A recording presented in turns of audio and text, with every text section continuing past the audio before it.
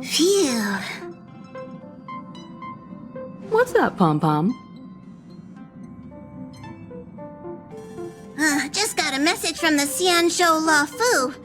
Looks like it'll conflict with our original schedule.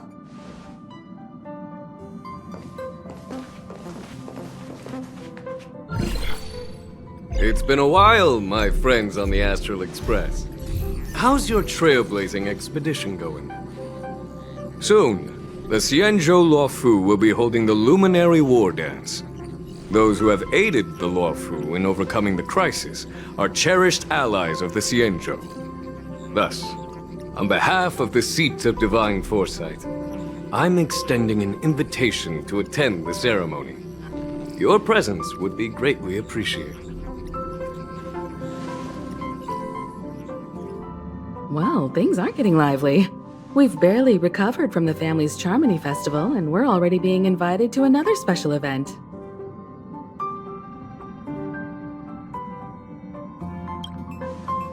Why not think about it this way? Our trailblazing expeditions are turning into blast expeditions, where we eat, drink, and play wherever we go. Blast? Expedition? Yeah! Wherever we go, we eat, play, and have a blast!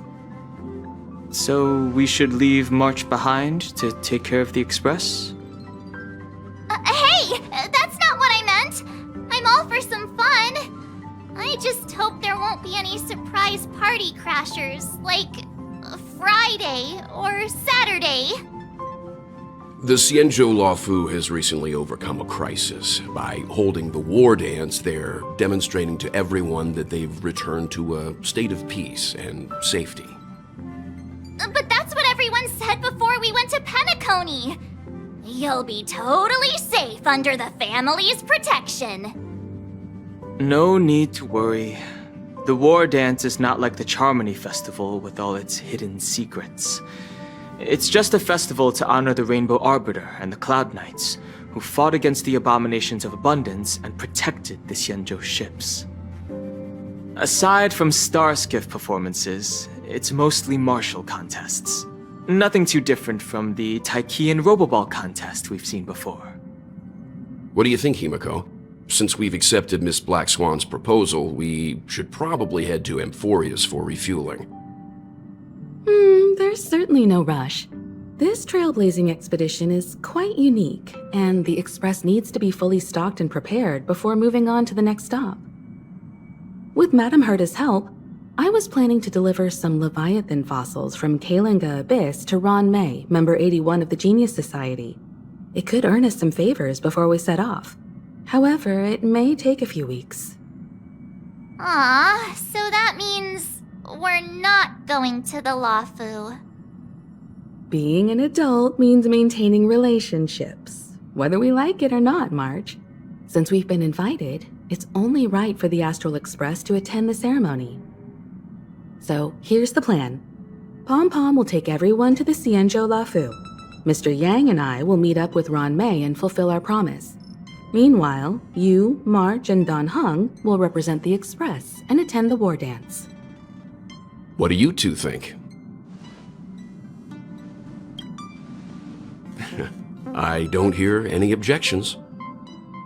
Now that everyone's on board with the plan, it's time to warp to the Xianzhou Luofu. Kalinga Abyss. What does she expect to find there? Current research on the Leviathan merely proves how little we know about such life forms. That's why geniuses are interested in that field. Science is all about uncovering the unknown.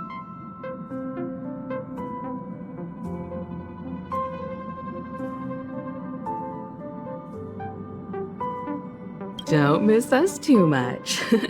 If I stumble upon some cool Leviathan fossils, I'll bring a few back as souvenirs for you.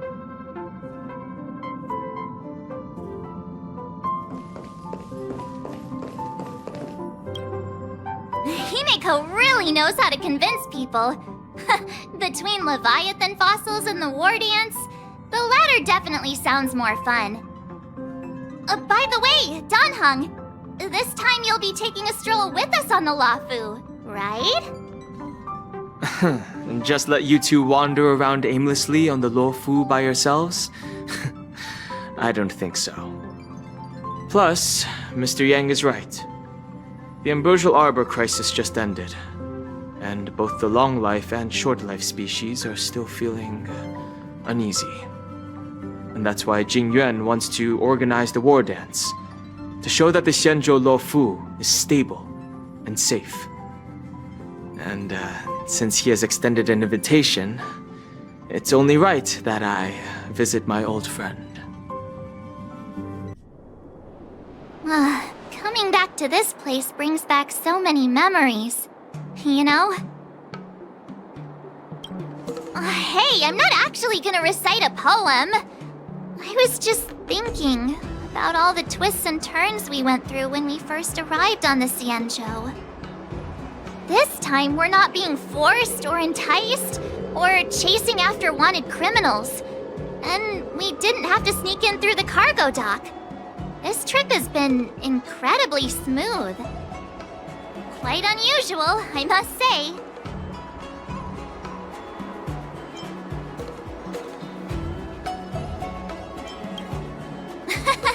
I'm just hoping for the best. You're the one jinxing us.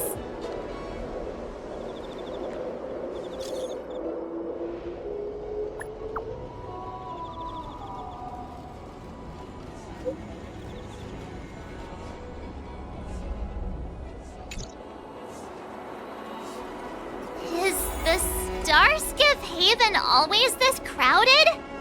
Oh, there are so many people here. I can barely hear anything.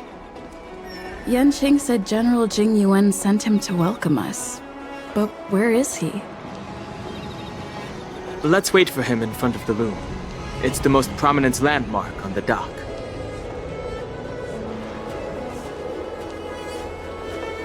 Hey, you guys! Hold on a moment. Did they just call us? Look at their outfits. They're from Penacony, right? Are you familiar with the Xianzhou Luofu? We know a little bit about it. What do you need? We are from Penacony. Maybe you've heard of it. We came to this ship to gather interesting materials for making dream bubbles. Oh, we just left there. Oh, talk about coincidence. That's great. Do you know any must-see attractions on the Luofu?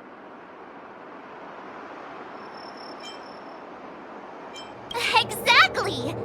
We're Xianzhou experts. Most of the tourists around at the moment are here to attend the war dance.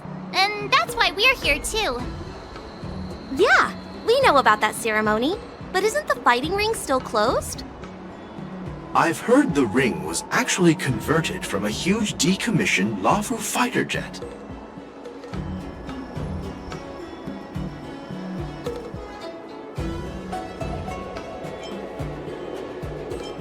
No doubt about it. It's a massive fighter jet. It's got to be larger than a civilian star skiff. But for now, all we can do is wait until the war dance starts in a few weeks before we can board it. We've still got work to do, so we can't just sit around waiting for it to start.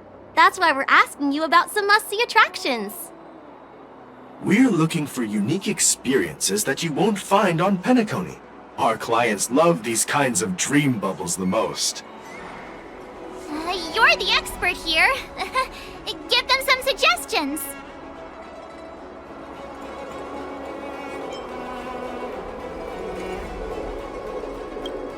Oh yeah! Fixed-roll Garden! It's famous for supernatural stuff. With those mischievous heliobi floating around, it's pretty fascinating. Supernatural? I don't really like scary things, but our clients will love it. Ooh, it does sound interesting. Let's go check out Fixed-roll Garden. Maybe we'll bump into each other there. Look, Yanqing's here. Really? Let's go catch up with him!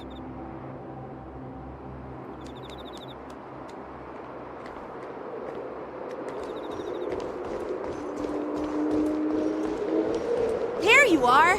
Everyone, on, this way! Your brain feels brand new. Hey everyone, it's been a while. Well, it doesn't feel like it's been that long since we last saw you. But, Yanqing, are you? What's up, Miss March? They say kids grow up really fast. Yanqing, are you a little bit taller than before? We've only been away for a few months.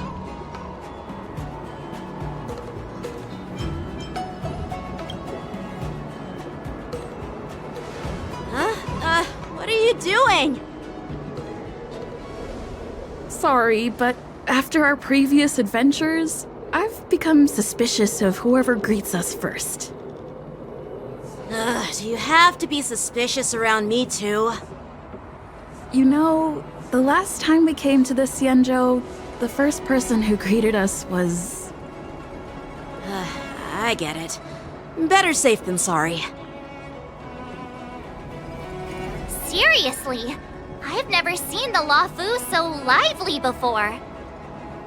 I was a bit worried that holding the war dance right after the Ambrosial Arbor crisis might be too soon. But seeing the bustling Starskiff Haven, I understand why General Jing Yuan chose this timing. Yep. There's people from other delves and travelers like you three who've come from afar. With the war dance coming up, there's a huge number of visitors pouring into the Starskiff Haven. The Cloud Knights are working hard to keep the security tight. The General said this ceremony would help the Xianzhou Luofu recover from the crisis.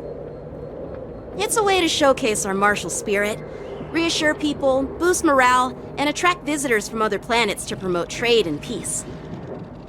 By the way, the Xianzhou Alliance places great importance on this ceremony too. The Xianzhou ships, the Zhuming and the Yaoqing, have both sent messengers to offer their blessings. Yeah, I wonder if you've heard of it. It's known as the Star Forge, and it's responsible for providing more than half of the Cloud Knights' armaments. The Xianzhou Zhuming boasts skilled craftsmasters, and General Huayan is a top-notch craftsman himself. If only I could get a sword forged by him, I'd be on Cloud 9.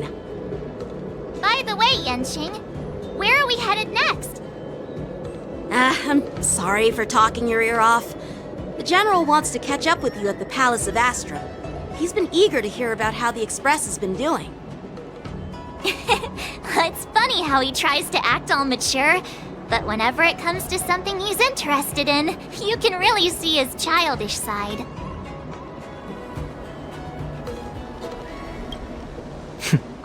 I agree.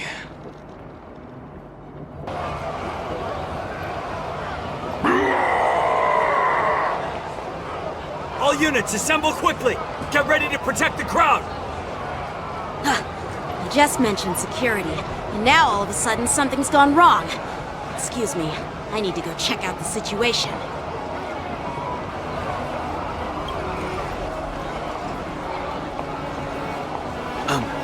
We'll go with you.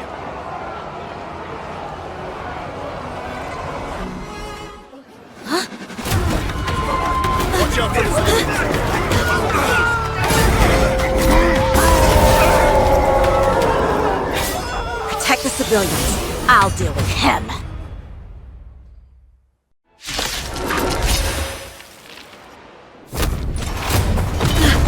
Not good.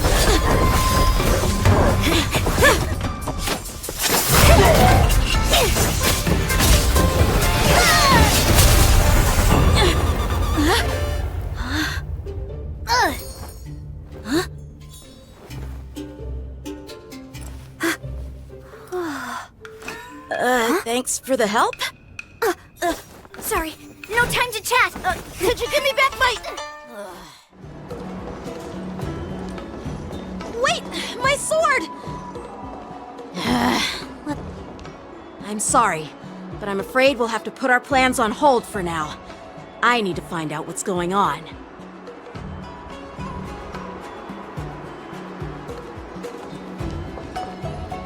While we appreciate your rescue, my Xianzhou friends, don't you think it's a bit too much to detain us and our cargo? Sorry, but we've been ordered to detain you and your cargo for inspection until we figure out the source of the attack. Once we're done with the formalities, we'll let you and your cargo go. Oh, but this shipment isn't even meant for the Luofu. And it's IPC's patented technology. Who do you think you are to conduct an inspection? According to the protocol, all cargo arriving on the Luofu must go through inspection. Oh, but we didn't officially enter your dock at all. We just sought refuge in your dock because we were attacked by the Borisons. Looks like this argument could go on forever. Let's not get involved in a heated dispute that won't lead to a resolution. Who's in charge here? I need some answers. It's my fault. We let our guard down for a moment. I take full responsibility. With the war dance approaching, safety should be a top priority. Now, tell me, how did Borisin prisoners end up in Starskiff Haven? According to the protocol, Borisin prisoners should be held on a starskiff and taken directly to the shackling prison under strict supervision without ever touching the ground. Who allowed a prisoner transport ship to dock at the passenger terminal? Please don't blame this, Captain. This incident involves the Zhu-Ming's diplomatic vessel. Who are you? I'm Liu Jun, an officer of the Patrol Defense Squad. Thank you for your help, Lieutenant Yanqing. The situation unfolded rapidly, and it shouldn't be held against the captain. Here's what happened. An IPC transport ship was attacked by the Borisin just before arriving, and the Zhu-Ming's diplomatic vessel came to the rescue. They fought off the Borisin pirates and imprisoned them on their ship. So, an IPC ship was attacked by the Borisin near the Luofu, and the Zhu-Ming envoys saved them? This sounds complicated. Honestly, it gives me a headache too. Zhu-Ming diplomatic ship, adhering to standard procedure, docked at the passenger terminal to hand these criminals over to the Luofu. You know, with all the outsiders flooding onto the Luofu, the Starskiff lanes are under immense pressure.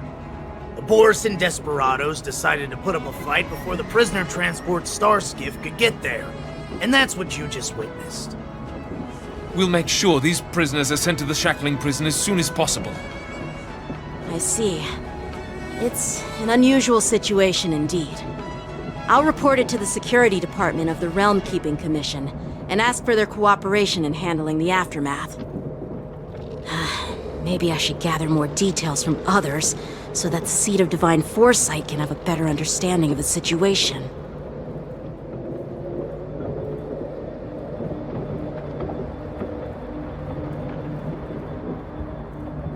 You look much maturer now, Yanqing. Please don't tease me, Miss March. The situation on the Xianzhou before the war dance is like a calm lake that can be disturbed by even the smallest pebble, capable of generating far-reaching ripples with even the slightest disturbance. What are those people? I mean, those monsters we just dealt with?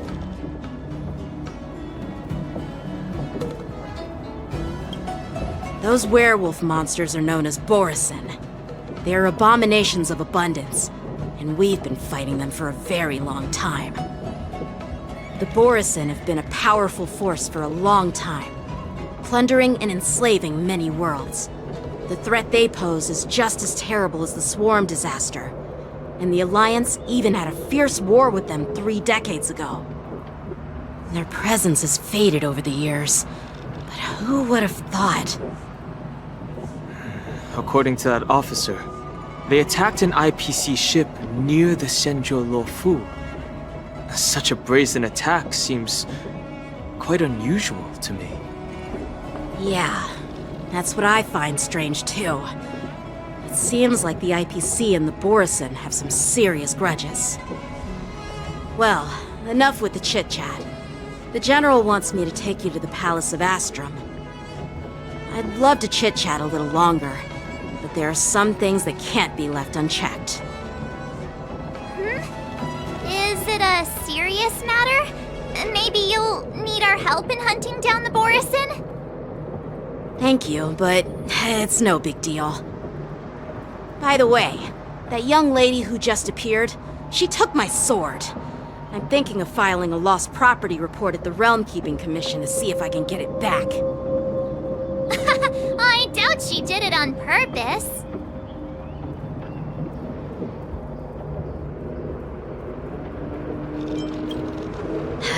Don't remind me. I just zoned out for a moment, that's all. Alright, let's not keep the General waiting. Don't worry. There aren't many people out there with that kind of talent. It shouldn't be too hard to find her.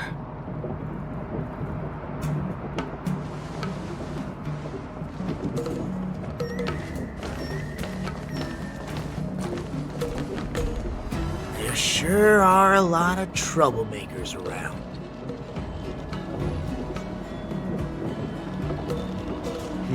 It's been a long journey, Elder Hwayan. Thank you for your presence. Don't mention it. Thank you for taking the time to welcome me.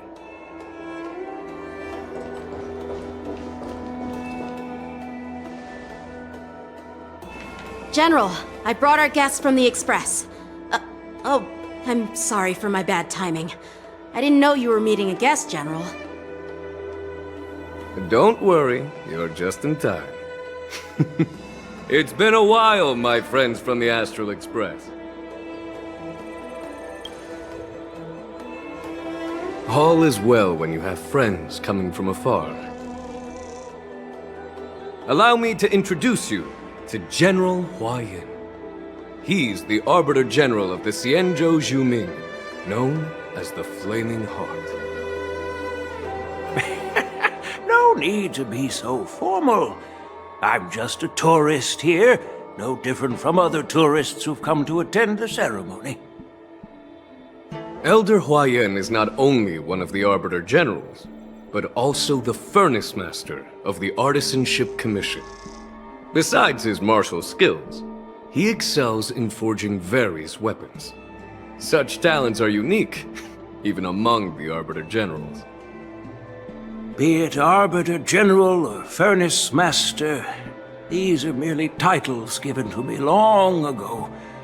I've retired several times already, but with the current change in circumstances, the Marshal has called me back to duty, and I had no choice but to answer the call. Well, in the end, I'm to blame. Living such a long life naturally brings its share of disapproval. It's an honor to meet you, General Hwayan. It's my honor to meet you, General Hwayan. No need to be all formal. Today I'm just a guest on the Luofu, the same as all of you. So, these three are the ones you mentioned, Jingyuin? The heroes who helped you with the Ambrosial Arbor crisis? Indeed. There's Dan Heng, March 7th, and her. Without their help, I'm afraid the Luofu might not have easily overcome this crisis. So, the Imbibitor Lune's reincarnation has returned to the Luofu and will attend the war dance. I'd love to have a drink with you should the chance present itself. You're more than welcome, General Hwayan. And this young friend is? Yanqing, my apprentice. He remains by my side as my retainer due to his youth, which I hope will season him with experience. He will stand for the Luofu's Cloud Knights in the upcoming war dance, ready to take on all kinds of challenges. Great, great! It's a real treat to see so many talented young people around here today. Oh, I almost forgot. This is my apprentice, Yoon Lee. It's you! Oh, it's you. Hello. Oh, you two already know each other. Guess we don't need any introductions then. What a coincidence! I was afraid I'd have trouble finding this girl. Oh? Now you've piqued my curiosity. Tell me, how did you two become acquainted? She helped me capture the escaped Borisin prisoners at the Starskiff Haven. Allow me to express my gratitude for you. But when you left, you took my flying sword with you. Your flying sword? Oh, so that's why I found a dagger in my bag. Turns out it's yours. Yes, it is. Now that we've met again, I hope... Nope, that won't do. Won't do? You want your sword back, right? Well, you can't just take it back. On the Juming, when you lose your sword on the battlefield, you have to reclaim it on the battlefield. As for this little sword, it was supposed to strike that escaped Borisin prisoner. But unfortunately, its owner's agitated state caused it to fly off like a kite with a broken string, and it missed its target. By the way, if I hadn't caught it and helped it hit its mark, that Borisin prisoner would have gotten away. Hold on a sec, Yunli. You took my sword without even asking, and now you're refusing to give it back? So much for Lafu swordmasters. What did you just say?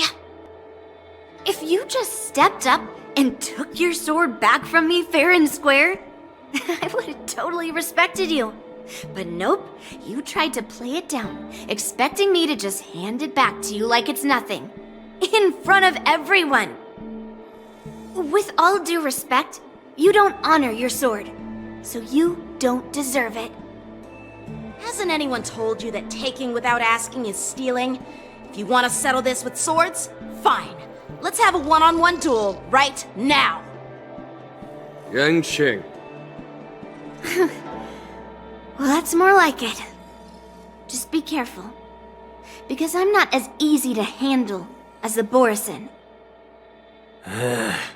You two, be quiet and apologize to Yanqing. Hey! Whose side are you on, Grandpa?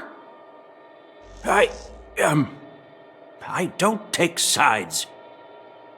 It's a small misunderstanding, and an apology would be too much. I've heard about the Zhu Ming's incredible swordplay and craftsmanship. Most notably, the legendary Flame Wheel Octet. Seeing Miss Yunli, who is among those ranks today, well, I must say, she definitely has that fiery edge. Such grandiose names. Some folks love to spin these fancy titles, trying to set the Cloud Knights apart. Yunli is still just a young girl, a bit awkward and hot-tempered, so please forgive her if she's being rude.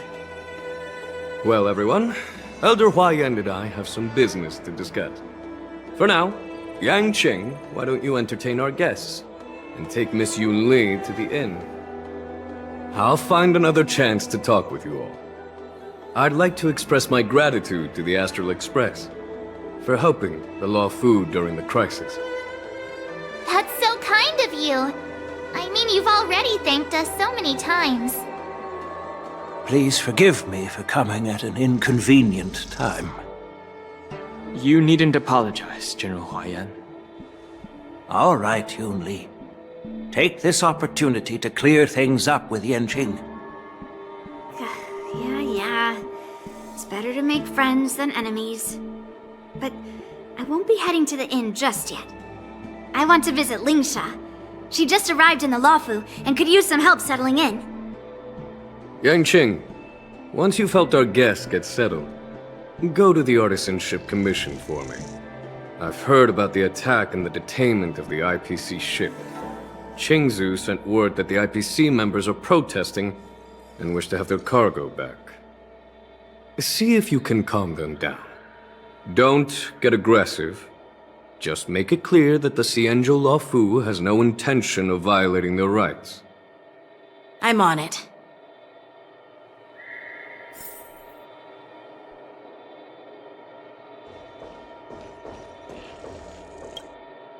This is the report Qingzhu just sent me. Let me take a look.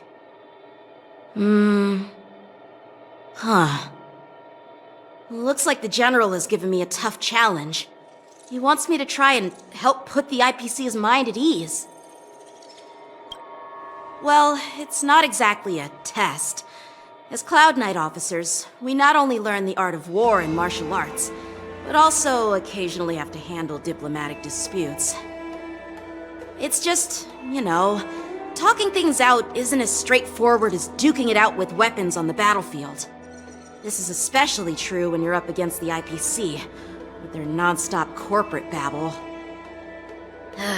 Well, let's not worry about that for now. Shall I take you to the inn?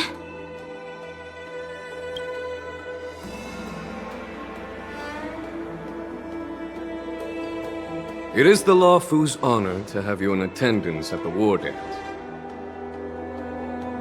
Yet, the fact that a simple martial arts ceremony has attracted esteemed generals from the Zhu Ming and the Yao Qing implies intentions beyond mere spectating. Might there be any specific instructions from the Marshal? You're overthinking it, Jingyuan. As I said, I'm here to broaden my granddaughter's horizons. I have no ulterior motives. However, I have no clue what the Yaoqing Arbiter General has in mind. Do you remember when you accepted this position? I told you that an Arbiter General's battlefield goes beyond the physical one. You'll need to lead and manage everything on the Xianzhou. The title of Arbiter General holds a weight far greater than its literal meaning. So many years have passed, and you've done well. However, longevity for the Xianzhou people can be a curse. Living too long means that every mistake you made will lurk in the shadows. And one day, they'll eventually catch up to you. The Marshal knows everything that has happened on the Luofu. As for the Merlin's Claw of the Yaoqing, she has come specifically for you. Speaking of which, why hasn't she arrived yet? They say the Merlin's Claw strikes like lightning. Being late isn't her style. That's not true, General Huaiyan.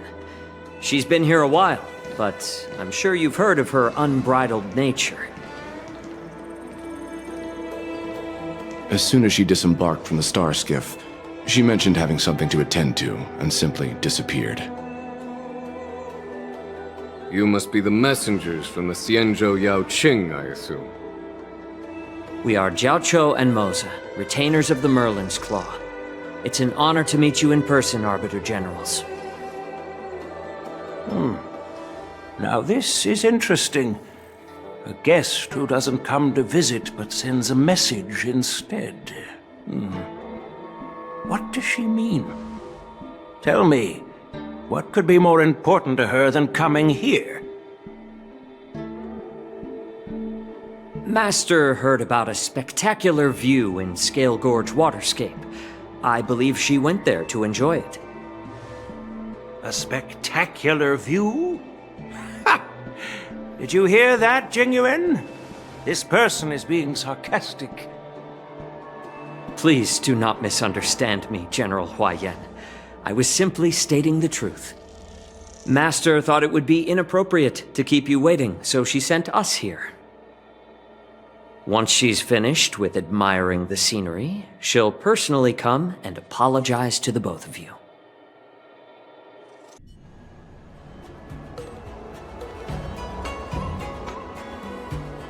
Drat!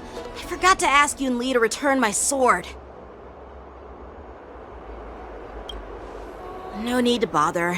The Juming envoys won't be leaving the Luofu anytime soon. I'll ask for it later when we meet again. By the way, I don't know if it's just me, but the general seemed a little reserved. Could it be because of Elder Yan's visit? Reserved? Really?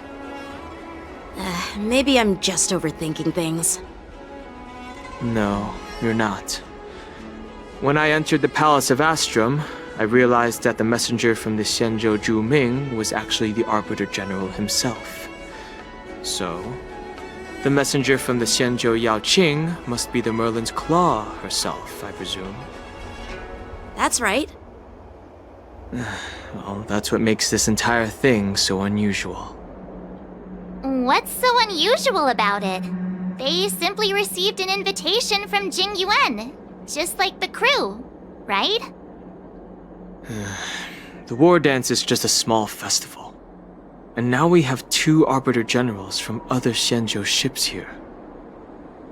I'm afraid they're here for something more. Maybe they've come to hold Jing Yuan accountable for the Ambrosial Arbor crisis? Hold him accountable? Come on, didn't the Luofu fall victim to the disciples of Sanctus Medicus and the Antimatter Legion? Why would they blame the victim? Donshu's rebellion and Ventilia's scheming are merely one side of the story to the other Arbiter Generals of the Alliance. Only a single piece of incontrovertible evidence remains, creating an endless source of potential complications. The Ambrosial Arbor. Yes. It's undeniable that the plague mark, which was subdued by the Xianzhou Luofu, has resurfaced. But was it really a conspiracy instigated by the Antimatter Legion? Or does it indicate a traitorous intent from within the Luofu, implicating Jing Yuan himself? Once the spark of suspicion is kindled, it proves hard to extinguish.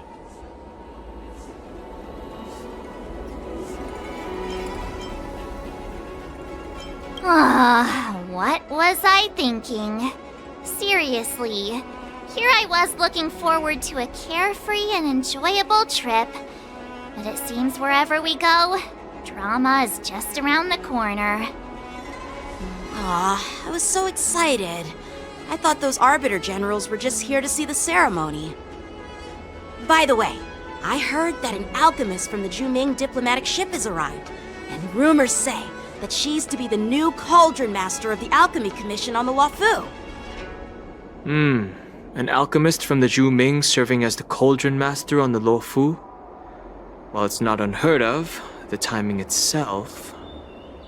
Thanks to your words, Mr. Danheng. Now I finally see the underlying tensions. The General is under tremendous pressure right now, but I was completely oblivious to his troubles. How naive of me. Come on, don't think like that.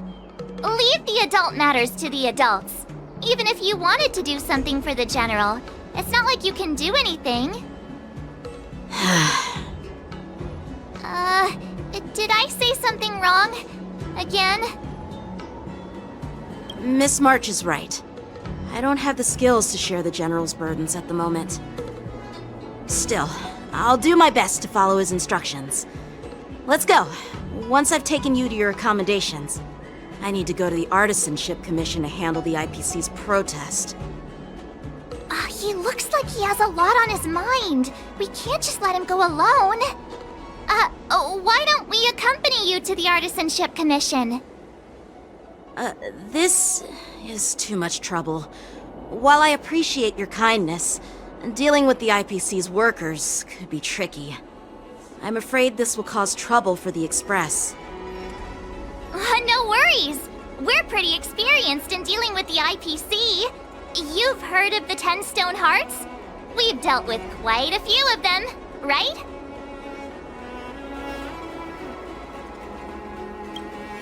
Hey, who's bragging? Anyway, this time it'll just be a few ordinary IPC workers. Surely you don't think they'll be even trickier than Aventurine, do you? Well, since you're willing to help, I won't decline your kindness. Let's head to the Artisanship Commission and meet them. Can I really reason with you Xianzhou people? I think I get it now. In your words, this is called looting a burning house, right? But I am trying to reason with you here.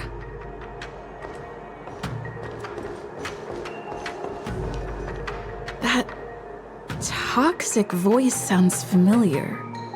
Haven't I heard it before in Aurum Alley? You know what? This isn't my first time dealing with the Skyfaring Commission. I can handle your unreasonable ways. But straight up snatching IPC cargo, isn't that going a bit too far? Just as I've said it many times already. Once we've inspected the cargo and completed the security check, you can be on your way. Is there something wrong with your ears, or is it just your brain? I'm hearing you loud and clear. I'm thinking clear. And my answer is crystal clear. Not a chance.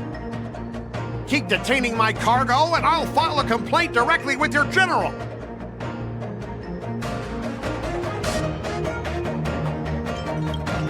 I was gonna ask you the same thing. Why do I keep running into you? You're staying on the Xianzhou, are you? What terrible luck. Wherever you go, disasters aren't far behind. Aren't you the guest from the Astral Express? What brings you and Yanqing to the Artisanship Commission?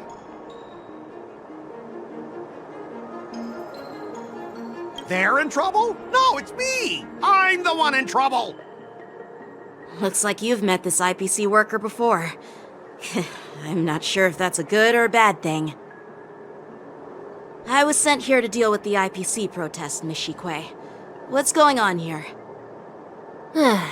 As you know, this IPC transport ship was attacked by the Borisin and rescued by the Juming's diplomatic ship.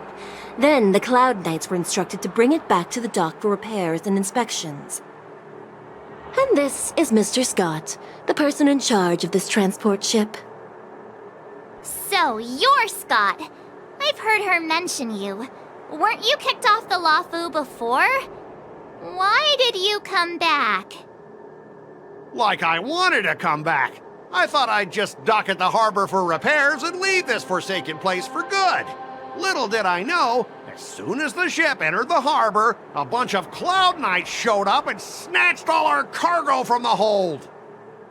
What do you mean by snatched? I've told you 1,000,000 times. It's a security check. Then why did you bring the cargo to the Artisanship Commission? You even brought in some shady craftsmen. It's obvious you're trying to steal the IPC's patented technology! Listen here. Firstly, the Skyfaring Commission detected dangerous items that could possibly be weapons in your cargo hold. That's why they called me here, to double-check. Secondly, where the heck did you get the idea that I'm a shady craftsman? Even if there are dangerous items, what do they have to do with you? It's not even being shipped to the Luofu. We'll just fix the ship and be on our way. We won't unload our cargo here. But you'll have to stay in the port for several days before your ship is repaired and you can take off again. How can we just leave unchecked items sitting here? I understand, but we don't need to disassemble the cargo if it's just a security check, right? In most cases, we don't. However, our scans discovered that the cargo doesn't only contain machinery, but also some substance that resembles biological tissue. Biological tissue? Does this crate contain living things? I'm afraid we'll need to wait for the Alchemy Commission for further confirmation. In any case, according to our regulations, we need to unseal one of the crates for further examination. But this IPC specialist has been hindering us on the grounds of patent secrecy. The Alliance's regulations on biological products are very strict. Without further inspection, there is no way for the Skyfaring Commission to release the cargo. Oh, really? Fine! If anyone lays a finger on that shipment, they'll have me to deal with. It doesn't matter if it's mechanical or biological. It's none of your business. I'm filing a complaint against the Skyfaring Commission's ridiculous regulations. This Mr. Scott seems stubborn and difficult to persuade. Honestly, I really don't want to have a vicious confrontation with the IPC.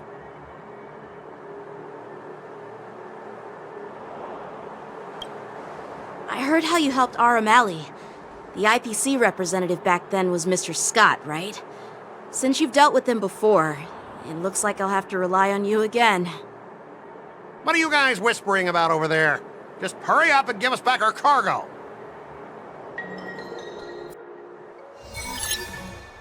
As I recall, this guy won't listen to reason and can only be persuaded with intimidation. But he does seem to follow rules to some extent. Let's use that against him.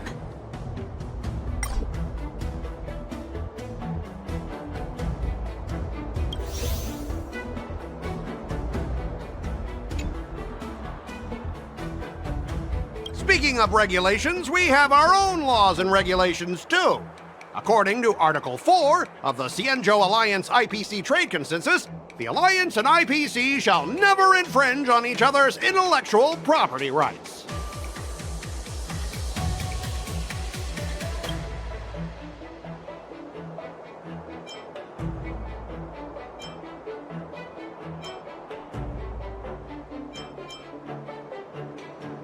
I didn't expect to see you again, Mr. Scott. We had such fun in Arum Alley last time. It seems our paths are destined to cross once more. Stop pretending we're friends! If I could actually beat you, I'd punch you in the face. So, are you guys gonna resolve this problem? Or are you just gonna let this clown put on a show here? Let's just pretend we don't know her, Don Hung. Even if we set aside the secrecy of intellectual property, these prototypes built by the Intelligentsia Guild are incredibly valuable, beyond your wildest imagination. If anything goes wrong, you won't be able to pay for it even with your lives.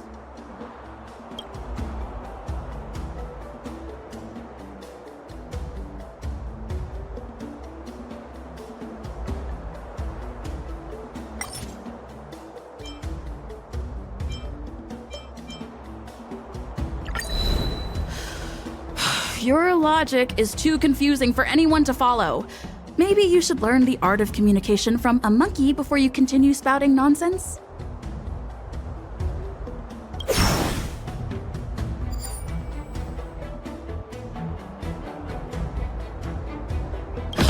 I've got a brilliant idea.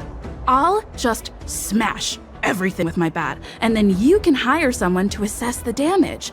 That way, your cargo won't need any inspection, right? Calm down. The General wants us to handle this peacefully. So, this is the great idea you came up with? Fine. Why don't you just step over my lifeless body?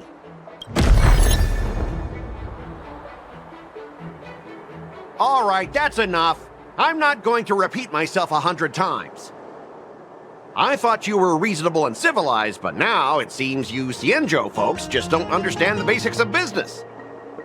We've signed a confidentiality and security agreement with the Intelligentsia Guild, and if we breach it, we'll have to pay a hefty sum. Even if we sold the souls of every employee in the marketing development department on this planet, it still wouldn't be enough to cover the costs. Listen up, kid. I don't mind delaying this transport for a few more days. Once the engines are repaired, our ship will leave immediately, and you won't have any reason to inspect the cargo. If that's the case, I can assure you the Cloud Knights won't let your ship leave. Oh, really? Then you'll receive a ton of complaints from the Intelligentsia Guild and the IPC's Marketing Development Department. You're too young. I don't think you understand the chaos your rash decision will cause. Since you put it that way, Mr. Scott, I'll take it as your agreement to the inspection procedure. Now... Not so fast, you little brat. According to the IPC regulations, I have the right to arm myself and protect the property on my transport ship. I thought you were reasonable and civilized. But now, it seems the IPC just wants to play by its own rules. My apologies, Mr. Scott. Stop him, guys! For the Amber Lord! For the Amber Lord!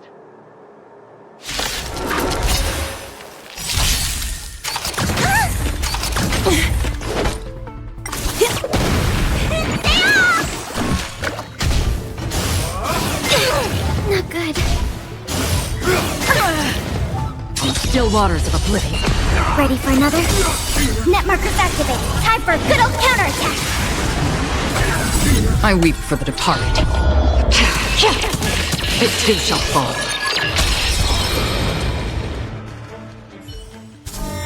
Get up, all of you! Why is the IPC even paying you? You're a bunch of losers! Just be grateful that that little brat showed you mercy. At least your staff aren't seriously injured. How do you IPC cronies have the audacity to fight Cloud Knights? You practically assaulted law enforcement officers. Another one? Who the heck are you? I may be a bit late, but the good news is I'm here now.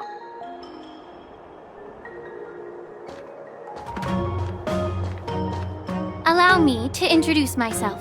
I'm Lingsha, Cauldron Master and head of the Alchemy Commission on the Lawfu. Could she be? Yeah, she's the new Cauldron Master assigned here from the Xianzhou Zhuming. I received a report from the Artisanship Commission about cargo containing samples of unknown organisms. It said they needed help from the Alchemy Commission. I had nothing better to do, so I came myself. It's fine, Mr. Scott. If you really don't want your cargo to be inspected, it doesn't matter. It doesn't matter? How can you say that?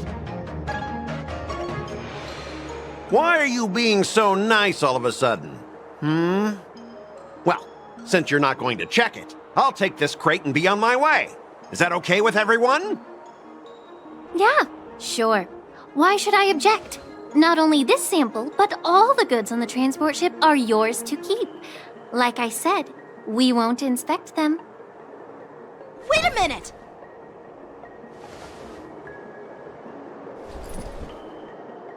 Well, that's more like it. If only the young displayed a more reasonable attitude, we could have sidestepped that altercation just now. Our ship will leave in a few days once the engines are repaired. Your ship can leave whenever you want, but I'm afraid I can't say the same for your cargo. According to the import and export regulations signed between the Xianzhou and IPC, all biological shipments can only leave the port when they have confirmed to be of no threat, or when all biological activity expires. Since we can't determine if your shipment is safe for the environment, I guess we'll have to wait for its biological activity to expire. Let me check the previous cases. Normally, it'll only take around 47 star calendar years. Only 47 years? Why so surprised? You're still young and full of energy. I'm pretty sure you'll live a few more decades. Have some confidence in yourself. Ha! Typical of a long-life species. Your words are dripping with sarcasm. While you may not care about time, I do. I'll be demanding double compensation from the Skyfaring Commission for every minute wasted. Sure thing, Mr. Scott. You seem pretty confident that your career and life will last long enough to witness this victory unfold.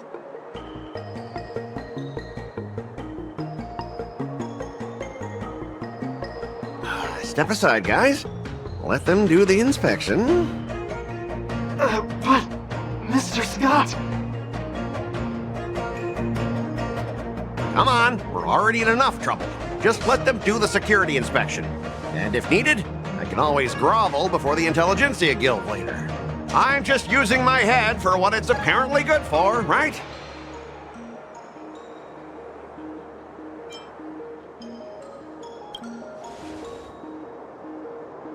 Well, honestly, at least you're not as annoying as that woman. Bro. Just do the inspection. This lady is really something else.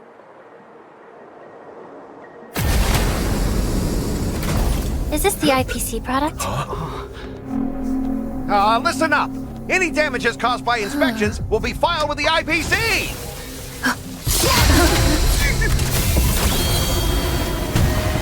Turn it off!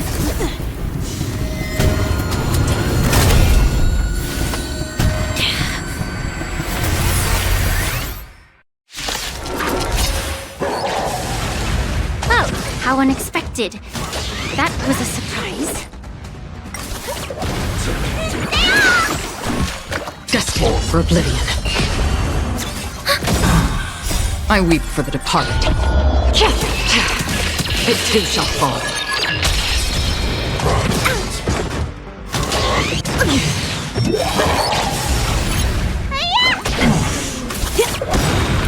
Happy New Year!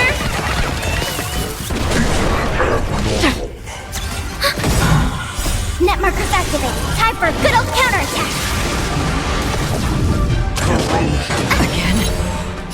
What's in your prescription?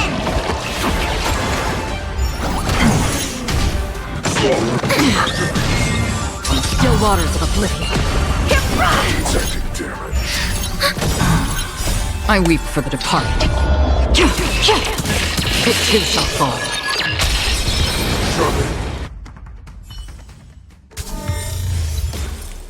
Were you seriously planning to leave this stuff unchecked at the dock for days? That's way too dangerous. I had no idea about it. You must have accidentally triggered the cargo's defense program. I don't think trying to shift the blame is a wise choice. But seriously, I don't know why that thing suddenly started moving. I swear on the Amber Lord. Enough. Miss Shikwe, please escort our IPC guests to the Skyfaring Commission. I'm on it. Please follow me, Mr. Scott.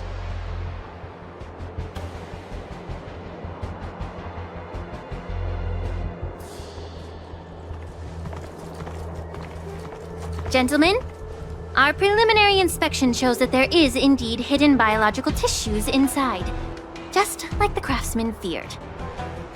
I can't even tell if it's ingenium or biological in nature. The core of this device is what they call wetware in industry slang. To put it simply, this machine operates with a kind of biological nerve as its control center. I'll take some samples for the alchemist to analyze and figure out where the biological tissue comes from. Why would the Intelligentsia Guild use such unethical technology? Perhaps they're trying to create a new weapon? Whatever the reason is, it's probably why the Borison attacked the ship. No wonder the IPC were trying to obstruct our inspection. I'll contact the Ten Lords Commission and ask the judges to come and give their final verdict on this. According to our rules, all prisoners and weapons involving dangerous creatures must be taken to the shackling prison for further sentencing. After all, it's the safest place on the Luofu. As for you, Mr. Craftsman, please go with the Cloud Knights and explain the situation to the judge.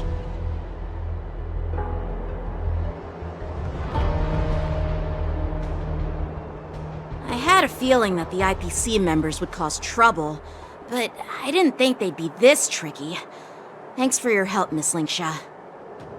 I should thank you for saving my life. Your sword skills were impressive. Taking down that big guy. I thought the General's retainers were all burly martial masters. I didn't expect Yenqing to be so... Yeah, exactly. He's young and talented. As for you, you must be the guests from the Astral Express, right? Saving the Luofu from that crisis. It's so impressive. It wasn't a big deal. Really. It's still early. So why don't we get some tea at the Alchemy Commission? We can discuss your suggestions for revitalizing the commission. I'd be happy to accept your invitation. And you three are coming too, right? All these years, and the view at the Alchemy Commission hasn't changed a bit. The tides come and go, but the ancient sea remains the same. For us Vidyadhara, there's nothing more nostalgic than our homeland. You're a Lofu native, Miss Lingsha? Yes, I grew up here, listening to the sound of waves while researching prescriptions with my mentors and peers at the Alchemy Commission. It's kind of sad, isn't it? Everything changes but somehow remains familiar. Just like you, Dan Heng, I traveled far from home, and now I've returned. Seeing the familiar scenery brings back a hint of nostalgia. The view here would be even better without the ambrosial arbor. Oh, really? I think that towering tree looks pretty impressive. Even if it's impressive, it's a plague mark. The Xianzhou have been fighting abominations for thousands of years. And now that the ambrosial arbor has been reborn, it's only natural for everyone to feel uneasy. Well, once a seed is planted, no matter how long it takes, it'll eventually sprout and bear fruit. In my humble opinion, the rebirth of the ambrosial arbor and the resurgence of the disciples of Sanctus Medicus were inevitable. The seed was already planted when the ancestors of the Xianzhou sought immortality.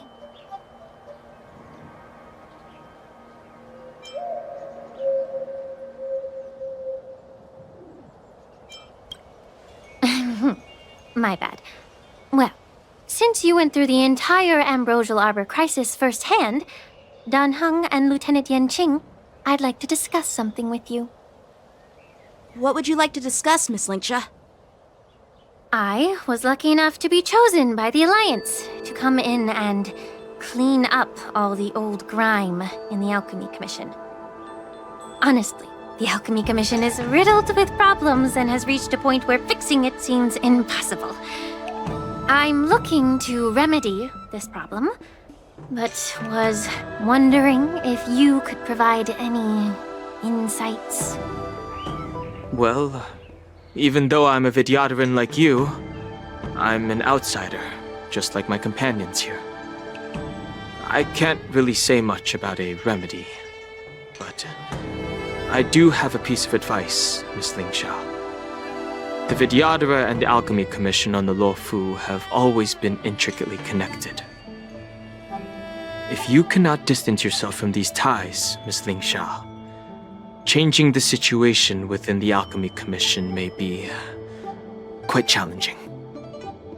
I may not know about politics, but I do know that the disciples of Sanctus Medicus have been operating within the Alchemy Commission for years.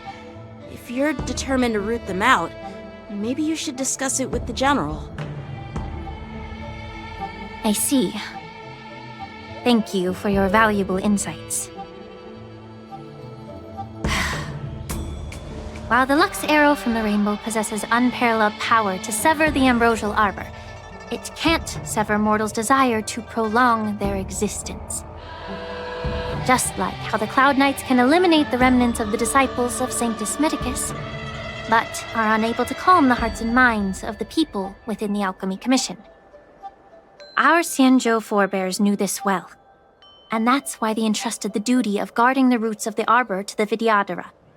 However, the Vidyadhara are still only mortal beings.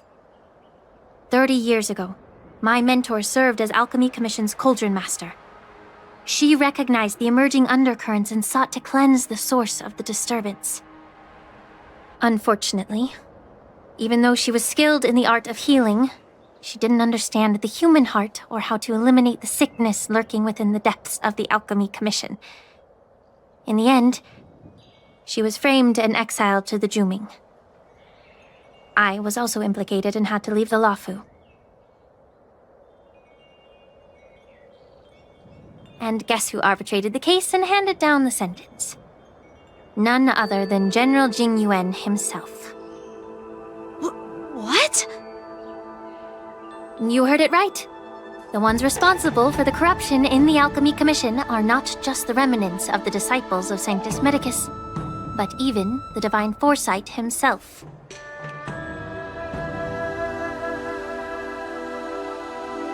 Alas, why is your face turning pale, Yanqing? Don't worry about it. I understand that when someone holds a position of power, they may sometimes have to make tough decisions. I won't hold any personal grudges against him. Besides, at our age, holding personal grudges is a luxury we can't afford. Lingsha, you're back! Ugh, I've been waiting ages for you.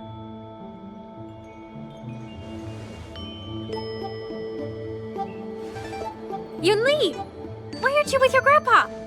What brings you to the Alchemy Commission? Well, let me take this opportunity to introduce you to Yanqing. What a small world.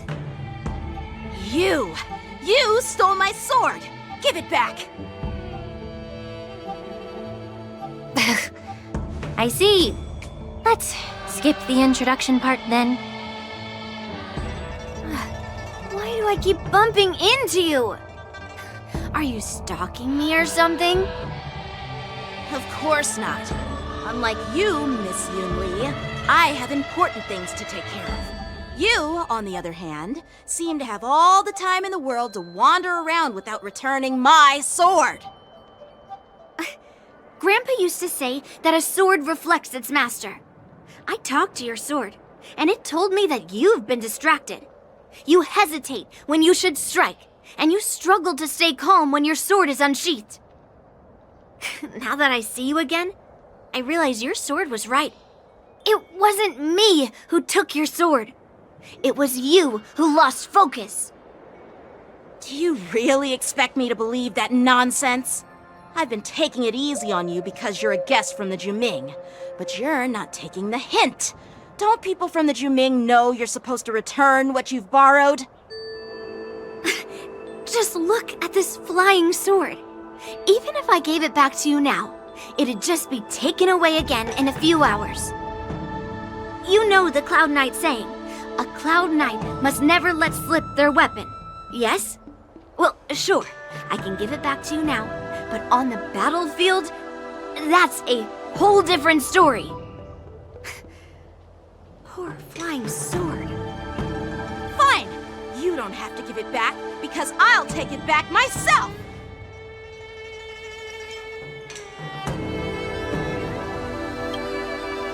Between these two, who do you think is tougher? Don't get me wrong, I'm just curious. Get ready to separate them. It is my first day at the Alchemy Commission. A brawl is definitely not how I imagine celebrating it. Well, since you don't approve, I won't draw my sword here.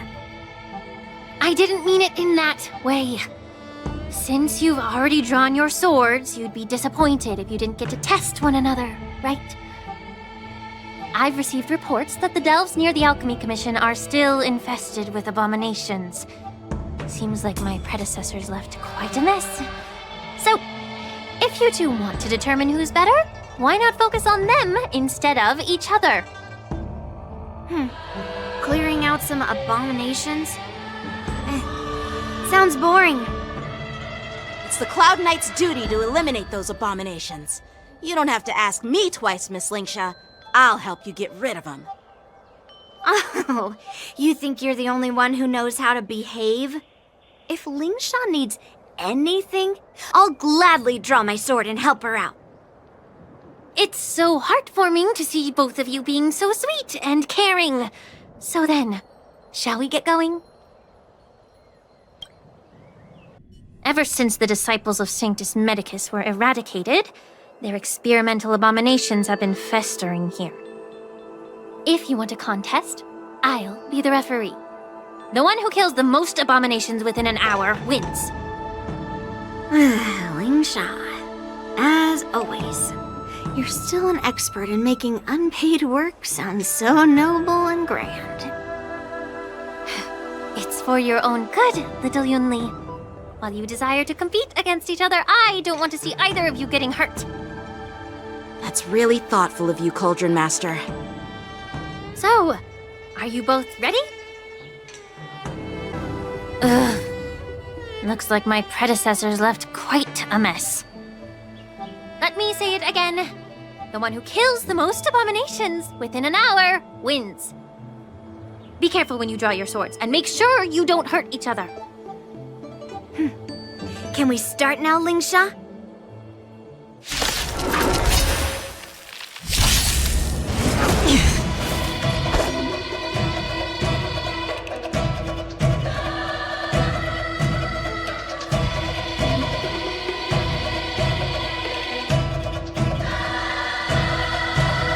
Blade and fight!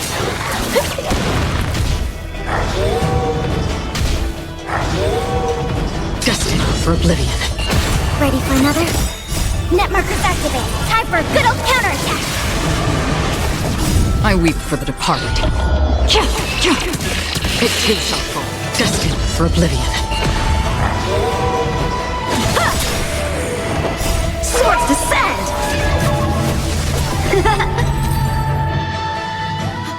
I win, Miss Yunli! You got lucky. Why don't you just give me back my sword, sincerely apologize, and then go cry your eyes out to your grandpa? Consider yourself lucky that I'm not interested in your rusty sword, because I don't have the nasty habit of snatching other people's weapons. All you did was chop down a few monsters. Don't get carried away with yourself. If you think you can just take this sword from my hand, go ahead and try.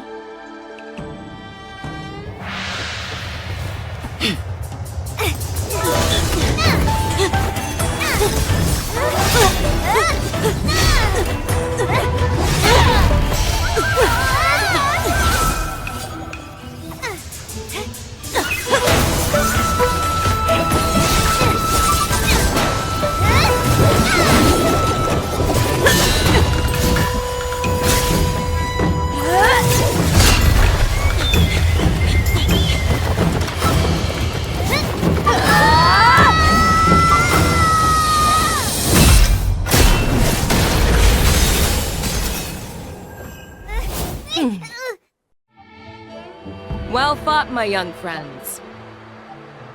However, both of you have shortcomings.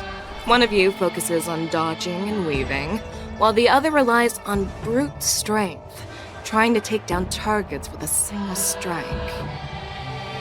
Who are you? Me? I'm just a patient seeking medicine from the Alchemy Commission. A passerby, if you will. I thought I'd see my fill of impressive fights during the war dance. Yet here I am, able to witness a remarkable fight at the Alchemy Commission, of all places. Well, the Lawfu is never short of surprises. However, I have a small suggestion for you. Why don't you settle this dispute fair and square in the war dance's ring? That way, you can resolve your differences with a proper duel and put your grudges behind you. Grudges? No, not at all. Yunli and we were just sparring. Sparring? You summoned your flying swords and she swung her sword with full strength. No grudges between you. I don't believe it. Aha! What brings you here, Lady Fei Xiao? Have you finished your health consultation with the Dragon Lady? Fei Xiao? Grandpa always talks about you. Could it be that you're... The Merlin's Claw of the Xianzhou Yaoqing? Looks like I'm quite famous on the Xianzhou Lawfu, too. Of course. Everyone has heard of the great general. Known to all, and unbeknown to none. Great General. Isn't that title a bit too narcissistic? I don't like it. Ooh, I heard there's a dozing general on the Lawfu, so I came up with a humble nickname for myself. The Lacking General. Lacking in worries, regrets, and rivals. Sounds much better, right? Yeah, that's a befitting title that sounds both humble and impressive. Now that the sparring session is over, Yanqing and Yunli, shouldn't you politely thank General Fei Xiao for her guidance and bury the hatchet? Here's your sword. Keep it safe. Or it might get taken away again. By the way, we haven't settled the score yet. I'll defeat you fair and square next time we fight. This is how she apologizes? Now that I finally got my sword back, I should report to the seat of divine foresight. I'll take my leave, General Fei Xiao.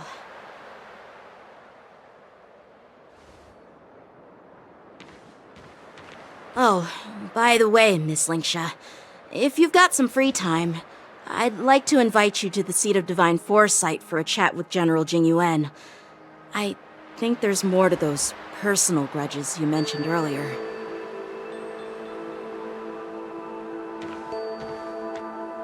Thanks for stepping in, General Fei Xiao. Otherwise, I'd have had to knock them out with my incense. Not at all. Just doing what you asked. How about we call it even as payment for the healer lady's consultation? Sorry, but even a general needs to pay their bills. We don't do credit here. And let's not forget, you'd have been waiting decades for a chance to see the Dragon Lady if it weren't for me.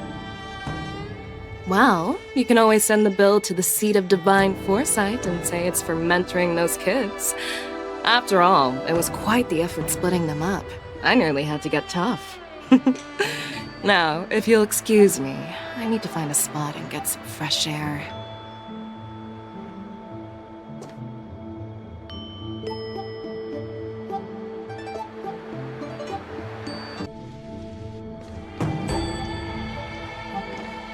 Back already? You've met with Jing Yuan and wandered around for a few hours.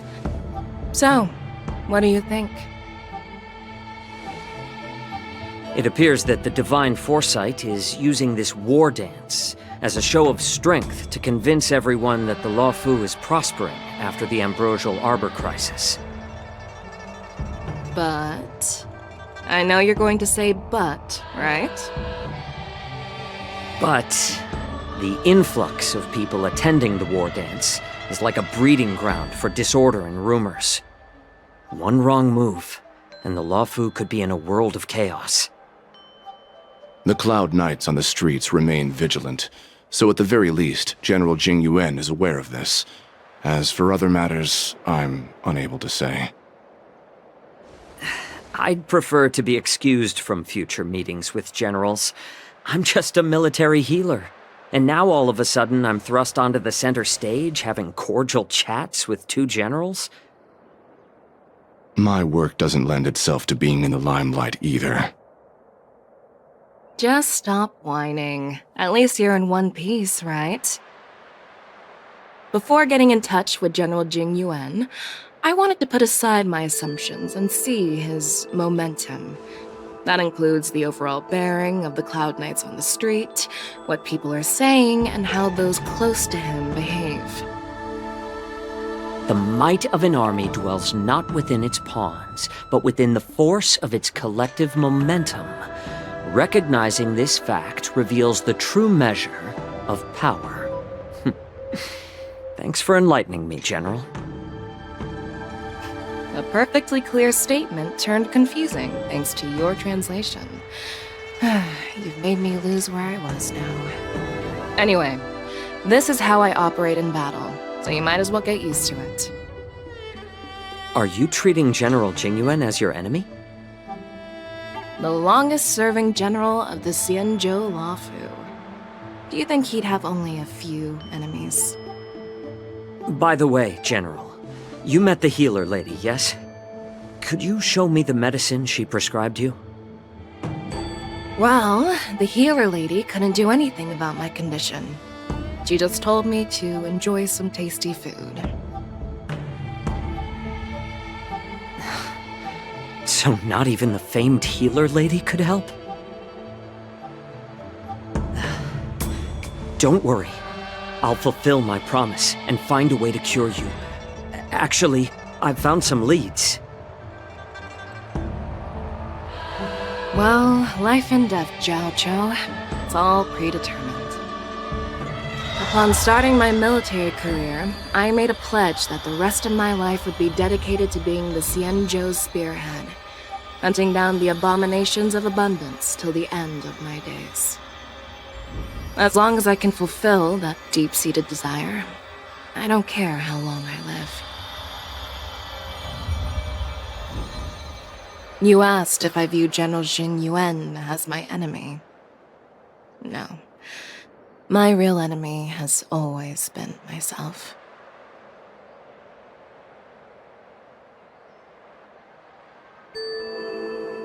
Enjoy some tasty food.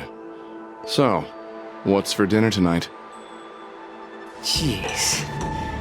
You really know how to read the room, don't you? You guys figure it out for yourselves. I'm due to catch up with an old war friend I've not seen for quite a long time. Hey! Was that the Yaoqing general who just dropped in out of nowhere? Oh, she's so awesome! I mean, when Yun Li swung that massive sword, she just casually blocked her attack with ease. Mine too. Yeah. But to go up against Yun Li is quite impressive, you know? That aura of heroism and grace, it almost makes me want to learn Xianzhou swordplay. You think so too, right?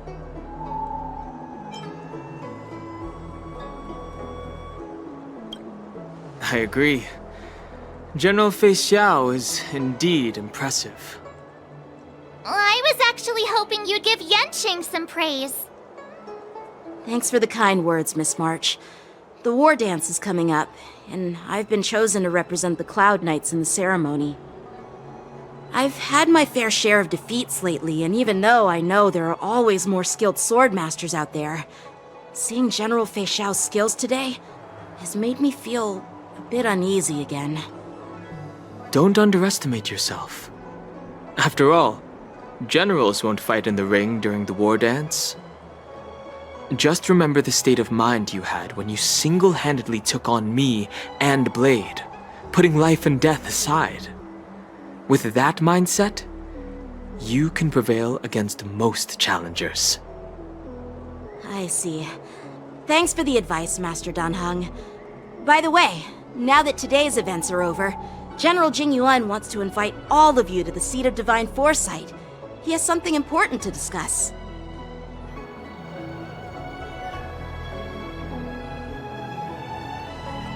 I bet it's about how to deal with the generals from the Yaoqing and the Zhuming. I really don't want to get caught up in grown-up games so soon. I just hope Generals Fei Xiao and Huaiyan can see the truth. We don't need any more chaos on the Luofu before the war dance. Earlier at the Palace of Astrum, I introduced these guests from the Astral Express to you, Elder Huaiyan. But with all the people around, we only exchanged pleasantries. Now, I'd like to officially introduce them to you. These three braved great dangers, accompanying me to perilous places, defeating the chief culprit Vantilia, and uncovering the conspiracies of the disciples of Sanctus Medicus. If you wish to know more, please, feel free to ask us. Well, I skimmed through the reports about the Arbor's rebirth from the Master Diviner Hu Xuan. She's been summoned to the Yu Chui for questioning. There are a lot of doubts within the Alliance about this whole situation. But despite all that, I believe in you. Since you joined the ranks, you have repeatedly achieved remarkable feats. After the High Cloud Quintet each went their separate ways, despite the many criticisms within the Alliance, the Marshal still stood firm against the dissenting voices and entrusted the Lawfu to you. Over the years, you've served the Alliance with loyalty and wisdom. You've taken down abominations in Thalassa, rescued the Xianzhou Yuchue from a siege, and destroyed the demonic planet summoned by the denizens of abundance. I still remember those battles vividly. There are fools who doubt your loyalty. They're happy to see the divine foresight fail because it gives them some kind of sick satisfaction. They haven't achieved anything of their own, so they feed off the failures of others. But I've seen enough failures in my time, and I want to believe that your loyalty has never wavered. So, General Fei Xiao of the Yaoqing is the only one investigating the Ambrosial Arbor crisis on behalf of the Alliance? No. I am too. This old man's words always catch me off guard. The Marshal ordered me to come to the Xianzhou Lawfu, but the document only says, attend the war dance and listen to Fei Xiao's questioning. The Marshal is well aware of Jing Yuan's purpose in holding the ceremony and understands the situation he is facing. She mentioned it because she believes both issues are important. Thanks for your kindness and sincerity, Elder Huayan. But is it appropriate to tell everyone here about the Marshal's orders?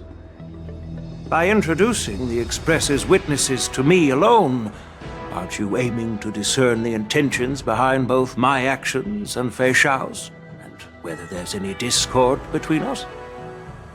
Well, since I'm being open and honest with you, I encourage you young folk to do the same. As for the Ambrosial Arbor crisis, all I need to do is listen. General Fei Xiao will be the one asking the questions. To be honest, I'm more concerned about the timely start of the war dance. Oh, by the way, I've prepared a gift for the war dance.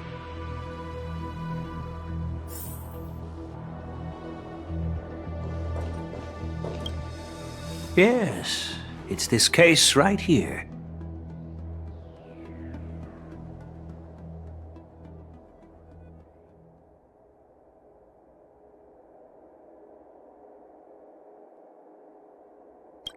There will be numerous contests and celebrations during the war dance, and the main event will be the Ringmaster's Challenge. The host will dispatch a skilled warrior to take on challengers from all over the cosmos, showcasing the excellent martial arts of the Xianzhou Lawfu. When you mentioned that the Astral Express would be attending the ceremony, I thought the High Elder of the Lawfu would be the Ringmaster. You humor me, Elder Huayan. The healer lady is just a young lady who knows nothing about martial arts. How can I assign her as the ringmaster? I'm no match to you when it comes to joking. What's this box for? Why don't you open it, General Huayan? This sword case is intended for the War Dance's award. It's empty now. But in a few days, a precious sword will be delivered and stored inside. I don't mean to boast about our skills, but this sword represents the pinnacle of the Zhuming's craftsmanship. It has a legendary history, full of heroic tales from foreign lands, tales that are too detailed to be summarized in just a few words. Since the delegation delivering the sword hasn't arrived yet, I'll just leave the case here for now. I've been wondering who would be worthy of such a sword. And then it hit me. I can award it to the champion of the Ringmaster's Challenge, the The ceremony's champion is sure to be a perfect match for the sword. Moreover, I hear that Yenqing is an excellent swordmaster, and that he will be representing the Luofu as the ringmaster, so it seems like a perfect gift for him. Thank you for your generosity, Elder Huayan. If you want to give me a sword, just say the word, Grandpa. No need to beat around the bush. You've got confidence, my girl, but I don't think you can best Yenqing. I know you're all about swords, Miss Yunli.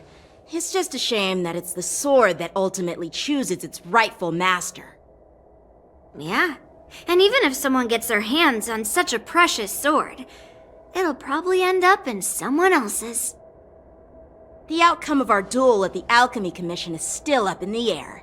Since you're interested, why don't you represent the Xianzhou Juming and challenge me in the ring? That's exactly what I had in mind.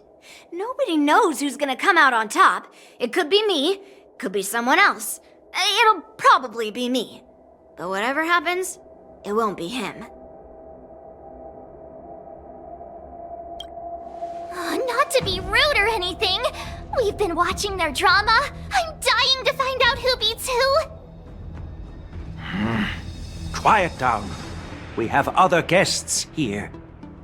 I've prepared this sword to add some excitement to the ceremony, not to have you two squabble. It's not a good look for the Alliance.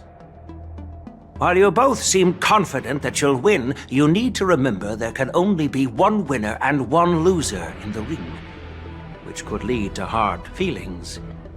Actually, I have an idea. We don't know who the winner will be, and it might not be either of you. But if you're eyeing that prize, you'll need to work together. I want you to take on an apprentice who will take part in the war dance and win at least one match. How does that make sense? In my humble opinion, while a Cloud Knight is commendable by securing victories, it's even more so to pass on your skills and spread the way of swordplay. I'd be greatly pleased if this apprentice could represent the Express in the war dance by displaying their Cloud Knight flair and prowess. Well, Elder Huayan's idea is quite interesting. Imparting swordplay skills requires teamwork, and both the winner and the loser will learn a valuable lesson regardless of the outcome. The question is, whom should the two of them take as an apprentice? Huh? Who? Wait, me? I noticed just now that Miss March seemed quite interested in the outcome of your sword fight. So I thought, why not teach her the art of swordplay? Wait, are you serious, General? Why am I being dragged into this all of a sudden? I've never practiced swordplay before. I'm a total newbie. You really think I can learn it? Well, you'll probably realize I have no hope and give up on me. And that'd be so embarrassing.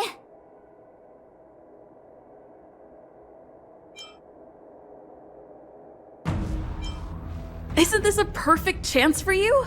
I remember you mentioning that you wanted to learn some sword moves. Yeah, I did say that. But this is all happening so quickly, don't you think? Miss March is like a piece of jade in the rough, just waiting to be shaped. The war dance is the perfect opportunity to see what heights she can reach. I appreciate your kind words, General Huayan. But won't teaching me swordplay be a waste of Yenqing and Yunli's time? They should be preparing for the ceremony. Plus, I heard that each swordmaster has their own special moves. What if they let something slip while teaching me? If everyone knows each other's tactics, won't that make it hard to catch people off guard during the war dance? That's considerate of you, March 7th. But don't worry. It'll take you at least a decade of hard training before you can even start learning special moves. No need to freak out. A few Juming swordplay tricks will mean you'll be more than equipped. Really? Looks like March's curiosity has been piqued. The whole point is to know each other's moves. Defeating your opponent in just one move? How boring would that be? Plus, what really decides a swordsman's fate isn't some special move. It's the solid fundamentals. So Miss Yunli has already agreed. What do you say, Yang Qing? General, I haven't graduated yet. How can I be qualified to teach swordplay to others? So you're admitting your defeat, huh? If you're not even confident to teach, why don't you let me be the ringmaster instead? Yang Qing, teaching an apprentice is also a way of honing your own skills and gaining insights. You've been an apprentice for years. It's about time you looked at swordplay from another perspective. I see, General. Then count me in. Now that Yang Qing has agreed too, it all comes down to Miss March giving her nod. It's up to you to make the final decision, March. At least that way, I won't have to worry about you accidentally shooting me in the butt all the time. Hey, I've never missed my target. Then I'm on board. Thank you for your kindness, General Huaiyan. Great!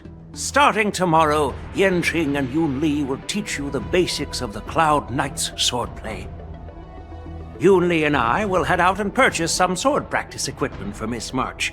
Think of it as a little initiation gift.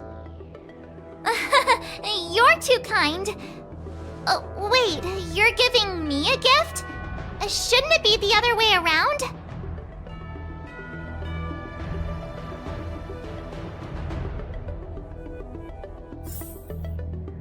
General Huaiyan's gone.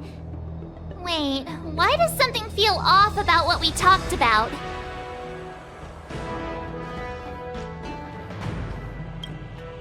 I think we strayed off topic. How did things even get to this point? Yeah, I brought you here because the General said he had some important matters to discuss. But how in the world did Yunli and I suddenly become Miss March's swordplay mentors? Because General Huaiyan wants us to stick around on the Luofu for some time. But from his point of view, we're no different from all the other tourists who may leave at any time. Since the crew's actions were mentioned in the Luofu's operations log were given to the Alliance, he probably wants to see firsthand if we're as capable as the report claims, or if we're just some made-up excuse to save face. And he wants to see it for himself during the war dance, which is why he even dragged Yunli into this. What began as a simple contest between two swordmasters has now evolved into you two collaborating to mentor March. Elder Huaiyan is still that tricky general who likes to give everyone a headache. My apologies. Truth be told, I invited all of you to the ceremony because I wished for you to act as my witnesses. Now, I apologize for not disclosing this information earlier.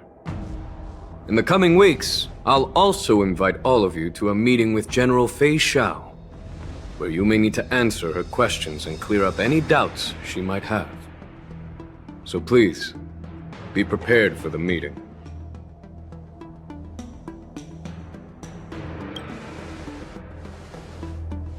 Don't worry, General. No matter what happens, I'm prepared to stay here as the Express's witness and answer any questions.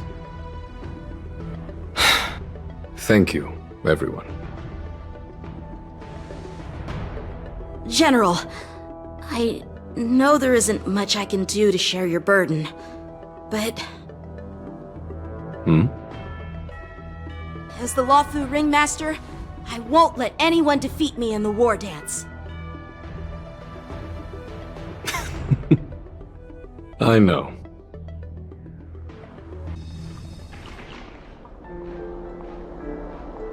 The illustrious Merlin's Claw waiting for me? And for so long, too? It's quite an honor. It's been a while, General Fei Shao. It's been 30 years since we last saw each other. Right, Yukong? Yes. Back then, you were the vanguard of the Yao Qing's Verdant Knights, and I was a pilot of the Law Fu's Rainbow Orbit Fleet. Who would have thought that upon meeting again, you'd be a general, and I'd have given up flying? Really does feel like a lifetime ago. Well, I wouldn't say I haven't seen you in 30 years. After all, your great victories are announced through the Yellow Bell resonance system every day. So I'm well aware of your great feats. How's your health holding up? Still stable, I suppose. Do you still remember the medic who saved me in battle? That healer with the odd name and peculiar temperament. What was his name again? Was it Pichu? Or Kachio? Jiao Cho. He's been my retainer and personal healer, delegated by the Alchemy Commission from the Xianzhou Yao Qing. Over the years, he's dedicated himself to managing my condition. It's thanks to him that I'm still in good health today. Given my background, I'm happy to have made it this far. I'm relieved to know that you're safe and sound. Well then, since you and Elder Hua Yan are here, I imagine you must have received orders from the Marshal? As your friend, may I ask how the Alliance intends to punish the General of the Lawfu? The Arbor's rebirth has frightened the elders who lurk behind the scenes. They fear the resurgence of abominations, much like what happened 30 years ago. Although the report from the Lawfu explained all the details, we don't know if the Ruin Legion really invaded, or how exactly the Stellaron Hunters and the Astral Express became involved. This puzzle has many missing pieces. As you know, the fugitive Jing Liu, who mysteriously disappeared many years ago, has resurfaced. This time, she has brought along an Outworlder and a coffin, claiming to offer the Marshal a method to fight against the Eons. The Lawfu Preceptor has also leveled accusations against Jing Yuan for neglecting the Alliance's principles. She asserts that Jing Yuan enabled the exiled Imbibitor Lunae to re-enter the Lawfu, thereby unlocking the lunarescent depths within Scale Gorge Waterscape, which in turn disrupted the Vidyadhara's dutiful watch over the Ambrosial Arbor. It is for these reasons that I have come here to the Lawfu today. Well, duty calls. Perhaps I shouldn't have mentioned all of this to an uninvolved person, but since we once fought together, I didn't want to keep you in the dark. Perhaps pretending you didn't hear any of this would be for the best. I understand. I'm sorry. I was out of line. I know I shouldn't be defending General Jing Yuan right now, but... well, you know how I am.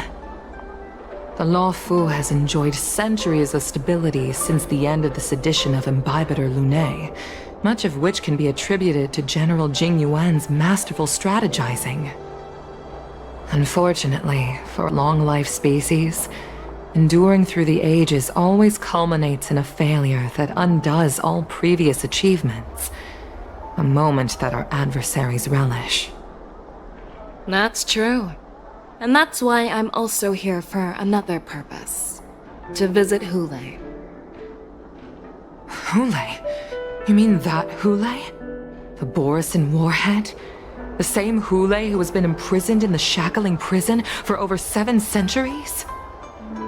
The nemesis of the Foxians who will never be forgiven and shall be imprisoned until the end of the cosmos. I can't quite remember the exact wording, but yes, the very same Hule.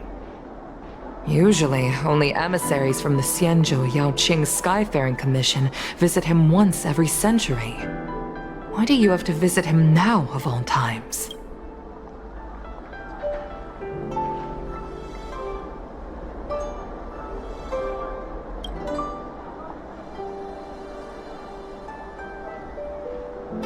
The Foxians and the Alliance made a pact to combat the abominations, aiming to achieve justice and free their kin.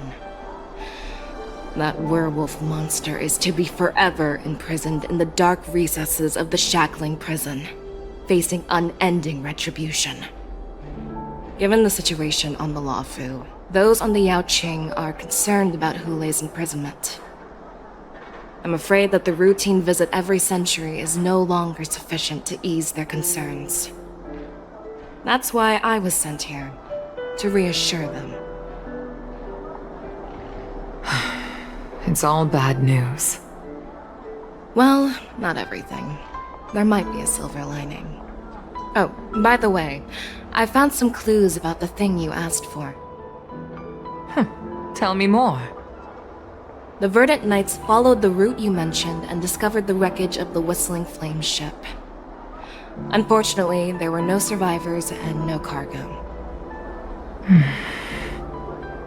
However, someone had already been on the scene before we arrived. Our people? Or someone from the IPC? No, neither.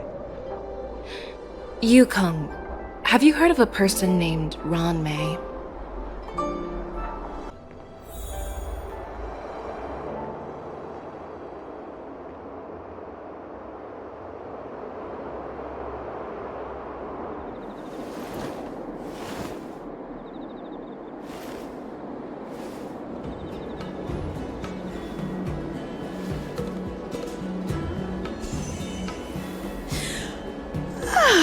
I'm still feeling sleepy. Did I oversleep? Where did March and Don Hung go?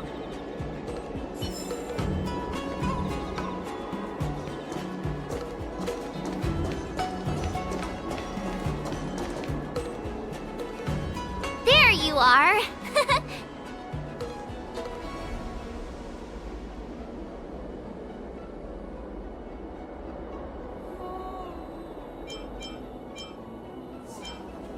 You haven't forgotten about our promise to General Huayan, have you? I woke up especially early so I can start teaching Miss March swordplay. Hey, why are you blushing, Master Yanqing? This is, the first time someone has called me Master. I need to, get used to it. Let me make it clear. Swordplay training is about improving your body, mind, and strength. It's not a casual game you can master overnight. I promised General Huayan that I teach you Cloud Knight swordplay, so you can participate in the war dance and defeat at least one opponent. I'll do my best, but if you break your master's rules...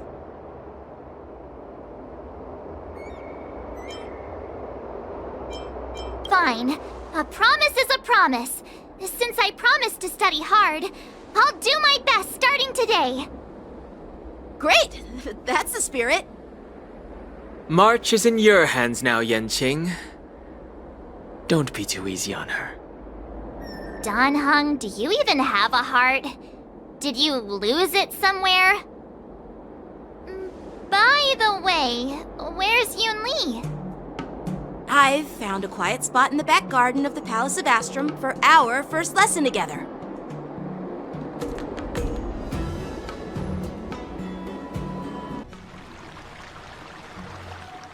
Seriously? It's the first day, and you two are already late?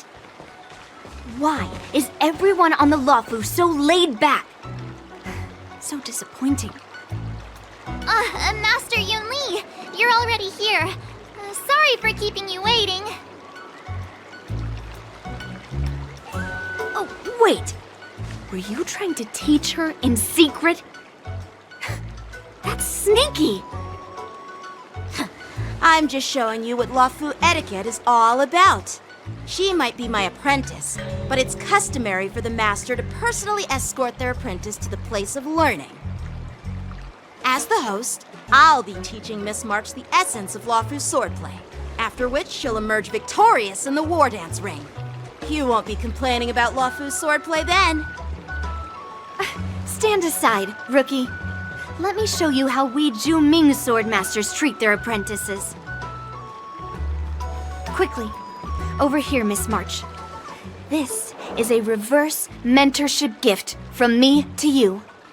I hope you put it to good use. What's this? Cienjo clothing? It's so beautiful! Sword practice requires precise movements. This outfit is tailored to fit perfectly and allows for smooth movements. I even added some small accessories. I put a lot of thought into it. You're awesome, Master Yunli! See? See? How can you compete with me? I'll teach March 7th the essence of Juming's swordplay so she can win the contest with my sword skills. Actually, I've prepared something too. Huh? You have a gift for me too, Master Yenshing? Since you want to learn swordplay, Miss March, you'll need suitable weapons. So, I went out of my way to prepare a pair of swords overnight. Unfortunately, I didn't have time to ask the craftsman to customize the swords for you, but I did my best to choose ones that look nice and are suitable for a beginner. I hope you like them, Miss March. Thank you, Master Yenshing! Bet you didn't see that one coming, did you, Yunli? The real competition is just getting started. I'm so lucky to have two great masters. But why does it feel like things are getting a bit weird?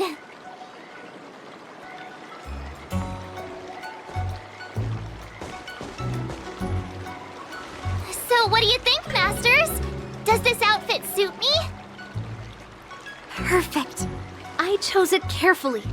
It's perfect for beautiful young swordswomen like you and me. All right, let's get started with the training. The person next to me is a Cloud Knight instructor I've brought in. For your first lesson, try exchanging a couple of moves with him. Wait. We're having actual combat training for the first lesson? Isn't that a bit too intense? Well, I heard you have some experience with archery and martial arts. The first thing we're going to do is see just how strong your fundamentals are. Come on, step forward and strike with the sword in the most natural way you can think of. It's important for us to grasp your natural movements so we can decide where to start and what you need to learn. If you're ready, let's begin. Okay.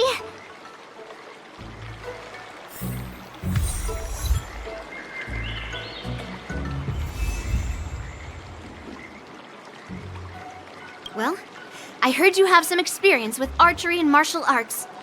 The first thing we're going to do is see just how strong your fundamentals are. Come on, step forward and strike with the sword in the most natural way you can think of. It's important for us to grasp your natural movements so we can decide where to start and what you need to learn.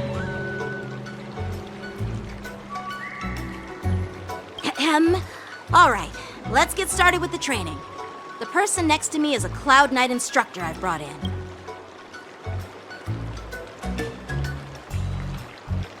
Are you ready?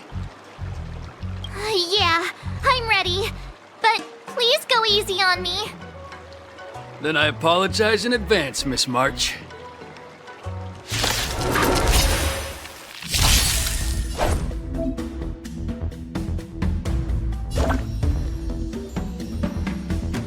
Please, have some tea. Pay close attention, Miss March. Luofu's swordplay is all about being swift and agile in your movements. Yes, you!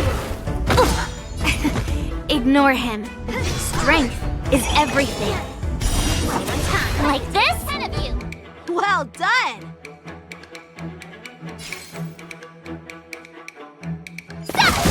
Time for swordplay!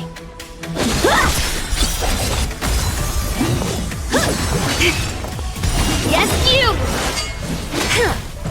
Right on time. How many can you block?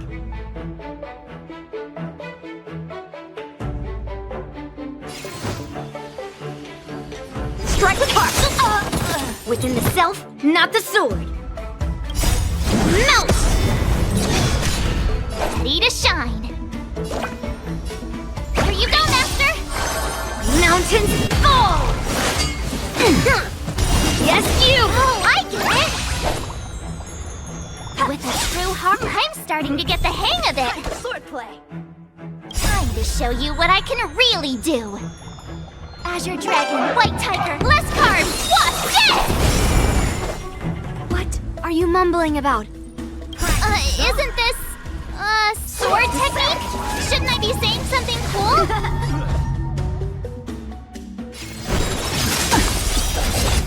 You'll make good practice. Yeah! What are you made of? Right on time. Yes, you! Strike with heart! I could take 10 of you! Strike while the iron is hot. How many?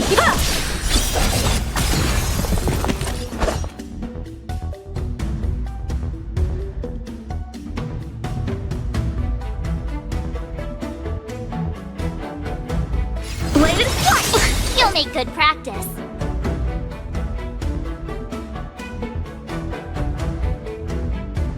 Nice job! Right on time. Yes, you!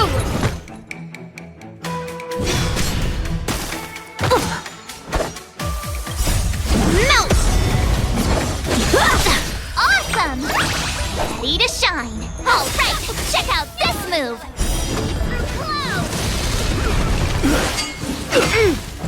Right on time.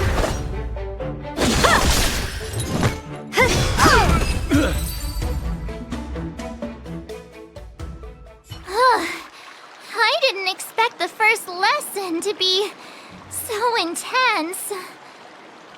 Miss March has quick hands and a flexible body. She's a perfect fit for practicing Lawfu swordplay.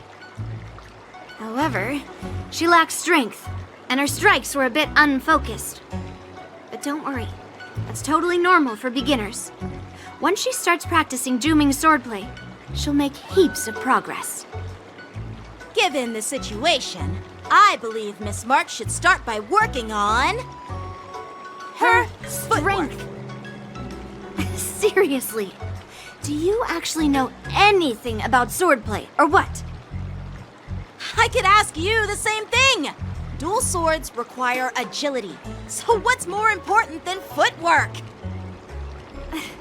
Instead of focusing on her strengths, we should address her weaknesses.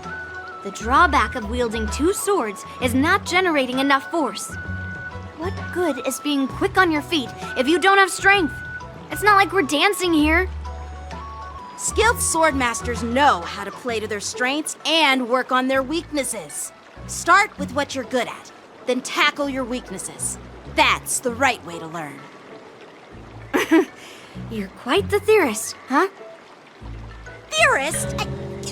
You claim to be able to talk to swords. So what does that make you? A lunatic?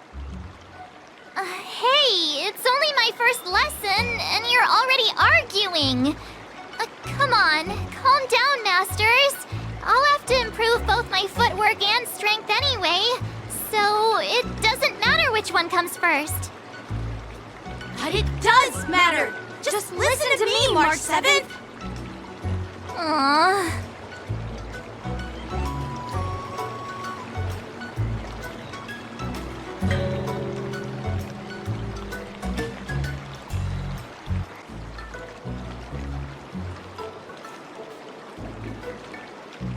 Dear Himeko, Mr. Yang, and Pom Pom, we're all good here on the Xianzhou Lawfu, so no need to worry. By the way, how's your trip going? As for me, I've somehow become the apprentice to 2 Cloud Knight sword masters, and I've been honing my sword skills with their guidance. One of them is Yanqing, the boy we've all met before. The other is Yun Li, the granddaughter of General Hua Yan from the Xianzhou Juming. Both masters are super strict, giving me a real taste of how hard sword training can be. I tried to drag her into this, but she refused. Then I tried to rope Dan Heng in, but Master Yanqing wouldn't have it. Still, I didn't let the difficulty get to me. In just a few weeks, my sword skills have improved a lot. Both my masters think I have unique talents in swordplay, and are literally fighting each other to teach me their skills. Thanks to their guidance, I've actually made some progress. When I get back to the Express, I'll definitely show off my skills and impress you all. Looking forward to your reply. Yours, March 7th.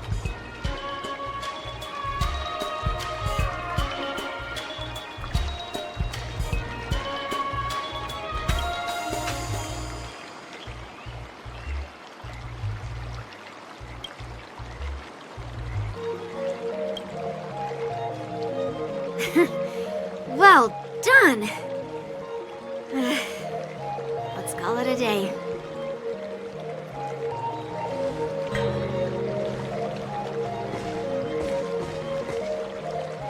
Miss March's sword skills are really coming along. She'll hold her own just fine in the war dance. Perhaps I might have a shot at beating both masters in the ring?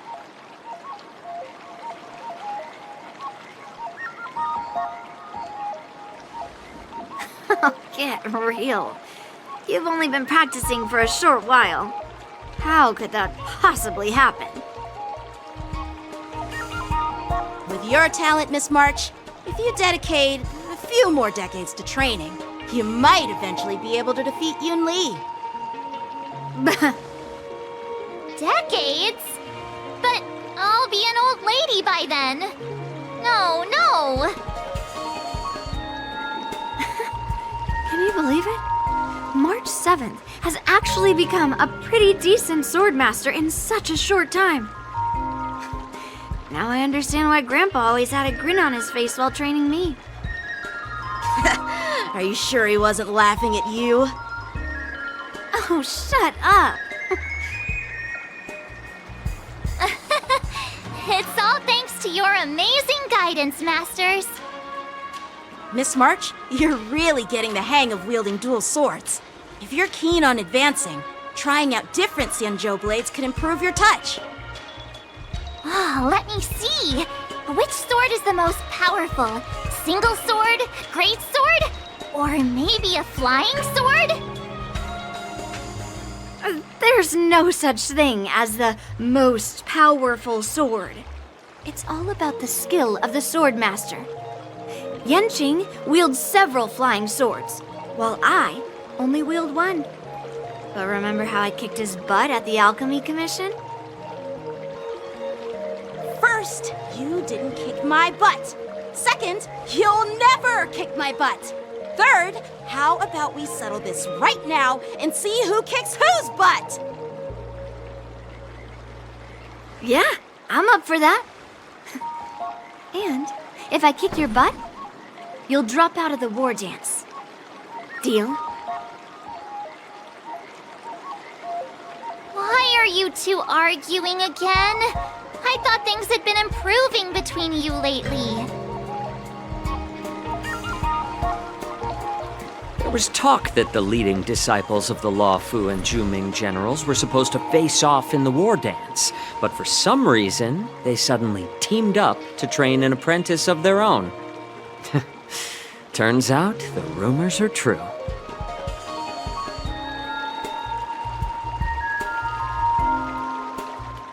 Tomorrow is the big day of the war dance. Shouldn't you two be focusing on honing your skills instead of teaching swordplay here? You're... Oh, that's right! You're the pink-haired box from the Yaoqing! This is Mr. Jiaoqiu, the healer working for the general of the Xianzhou Yaoqing. Ah, got it. So, you're the participant attending the war dance on behalf of the Yaoqing. And you were trying to sneak a peek at our training? Sorry for the misunderstanding. I don't know anything about martial arts. I'm just here on the general's orders to take care of some official business. I didn't mean to interrupt your training. I'll be on my way. If you know nothing about martial arts, why were you smirking earlier? Well, my curiosity got the better of me, I suppose. When I heard Miss March's pondering about what to learn, I couldn't help but wander over. From my professional experience, cleavers, slicers, chopping knives, and carving knives are all just tools. Kind of like frying, sautéing, boiling, and deep frying in cooking. They're just ways for people to show off their skills. How you use them really depends on the ingredients you're working with. It's like your sword teaching methods. If you align your ingredient, in other words, your apprentice's natural tendencies, with the right cooking method, by which I mean the teaching method that best suits her, she'll make double the progress in half the time. For example, golden eggplant tastes best when fried, cloud peppers when stir-fried, and yellow boulder beef when simmered. It's all about discovering the nature of the ingredients. Apprentice.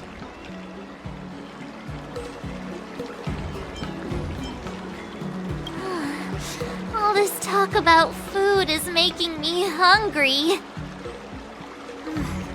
Are you a healer? Why are you talking about food? Well, it's just a metaphor. The medicinal school I follow on the Xianzhou Yaoqing is called the Ranja School, that specializes in food therapy. So it's only natural that I know a thing or two about cooking. So, you're the General's cook? I'm a healer. But anyway, a cook who isn't interested in health doesn't make for a good advisor. Fine. Call me a cook if you want. Seeing the way you're looking at me, it's obvious you think I'm just some feeble academic who likes to blabber on about martial arts. But, in reality, I know a thing or two about killing. After all, the art of healing inherently encompasses both life and death. Why is this guy suddenly getting all serious with kids? Do you recognize this bottle of medicine in my hand? No. This is called tumble dust, an extract from an exotic flower named Yabra. Is it poison? Well, it depends on how it's used. With just one drop, it's able to numb a patient's body during surgery, making them painless throughout the entire process. However, increase the dose or the potency, and it'll slow the metabolism, making the blood thin and resulting in the loss of all senses. Even long-life species cannot escape its effects. This thing can save lives or take them. It's more powerful than the swords in your hands. That may be so, but still, I prefer settling things with a sword than, you know. Huh. Looks like I did get you all wrong. You're not a feeble scholar, but a sinister and despicable one. Hey, why the insults all of a sudden? I'm just sharing some medical knowledge here, not persuading you to poison anyone. Seems like you get real excited when talking about poison. I can't tell if that's an honorable thing or sinister. Picture this. 2 individuals. The one standing is full of malice. The other lying down is honorable and righteous. How can the one who's lying down label the one standing as sinister? In the throes of combat, where life and death hinge on a singular moment, every idea fades into nothingness. The only thing that matters is staying alive. Surviving the battlefield reshapes all notions of worth, be it integrity or treachery. In my eyes, their significance is negligible. Perhaps you've underestimated Yunli and me, Mr. Jiaoqiu. We may be young, but we've seen our fair share of war. Well, well. Then you should know that the war dance is nothing more than a contest. So why are you so focused on it? When I was appointed as the ringmaster for the war dance, I asked the general, we Cloud Knights are supposed to charge into the fray and slay enemies. Why do we have to swing swords in a ring just to please an audience? And this is how the general replied. To unsheath your sword in a ring is no different than on the battlefield, as your sword reveals the might of all Cloud Knights. The war dance is the perfect chance to showcase martial virtue and forge alliances from all over the cosmos. When we unsheath the sword without drawing blood, we not only display our might, but also the martial virtue of the Cloud Knights. That's quite an insightful statement, Yanqing. Well, my apologies for being so short-sighted. I've been on the Luofu for quite some time, but I haven't had the chance to see the ceremony venue for myself yet. Hearing you speak so highly of it has piqued my curiosity. Would you mind showing me around? You want to see the Sky Splitter ship where the war dance will be held? Let's go! I bet Yunli and Miss March haven't seen it either, right? Well then, I'll give you all a tour.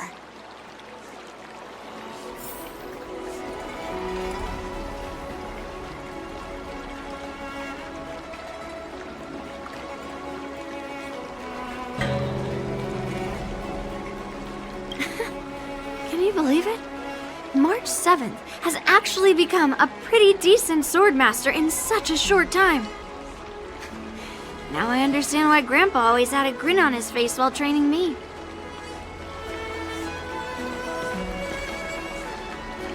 Surviving the battlefield reshapes all notions of worth, be it integrity or treachery.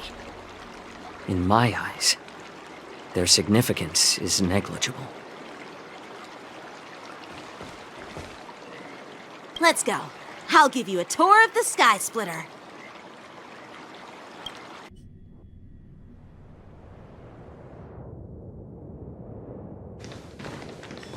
Looks like a lot of other visitors have also come to catch a glimpse of the Sky Splitter.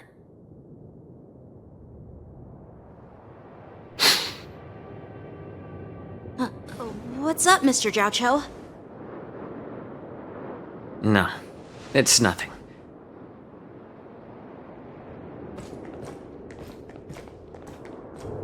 Do you see that airship in the distance?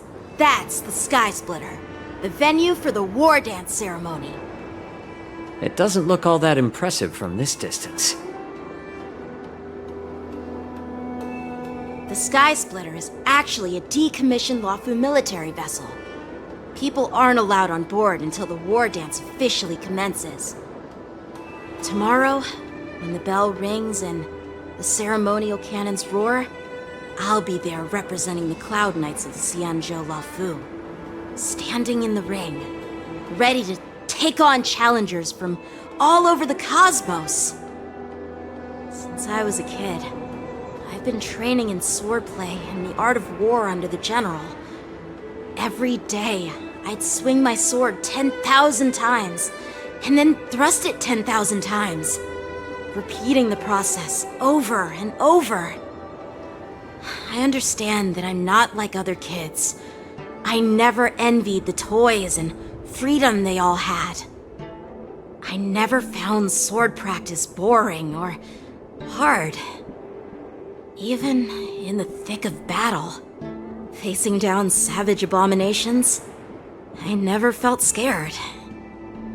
Each day, I could feel myself getting stronger and stronger, and I racked up countless victories.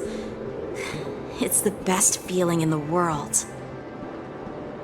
But then, I faced a really tough opponent, and just one slash shattered my confidence into 1,000 pieces. That's when I felt true fear for the first time. Maybe that's what Mr. Zhao Cho meant by life and death hinge on a singular moment. Every idea fades into nothingness. After that, I had to pick up the pieces and try to put myself back together. But no matter how hard I tried, I couldn't seem to find my old happy self again. I often ask myself, why do I wield my sword?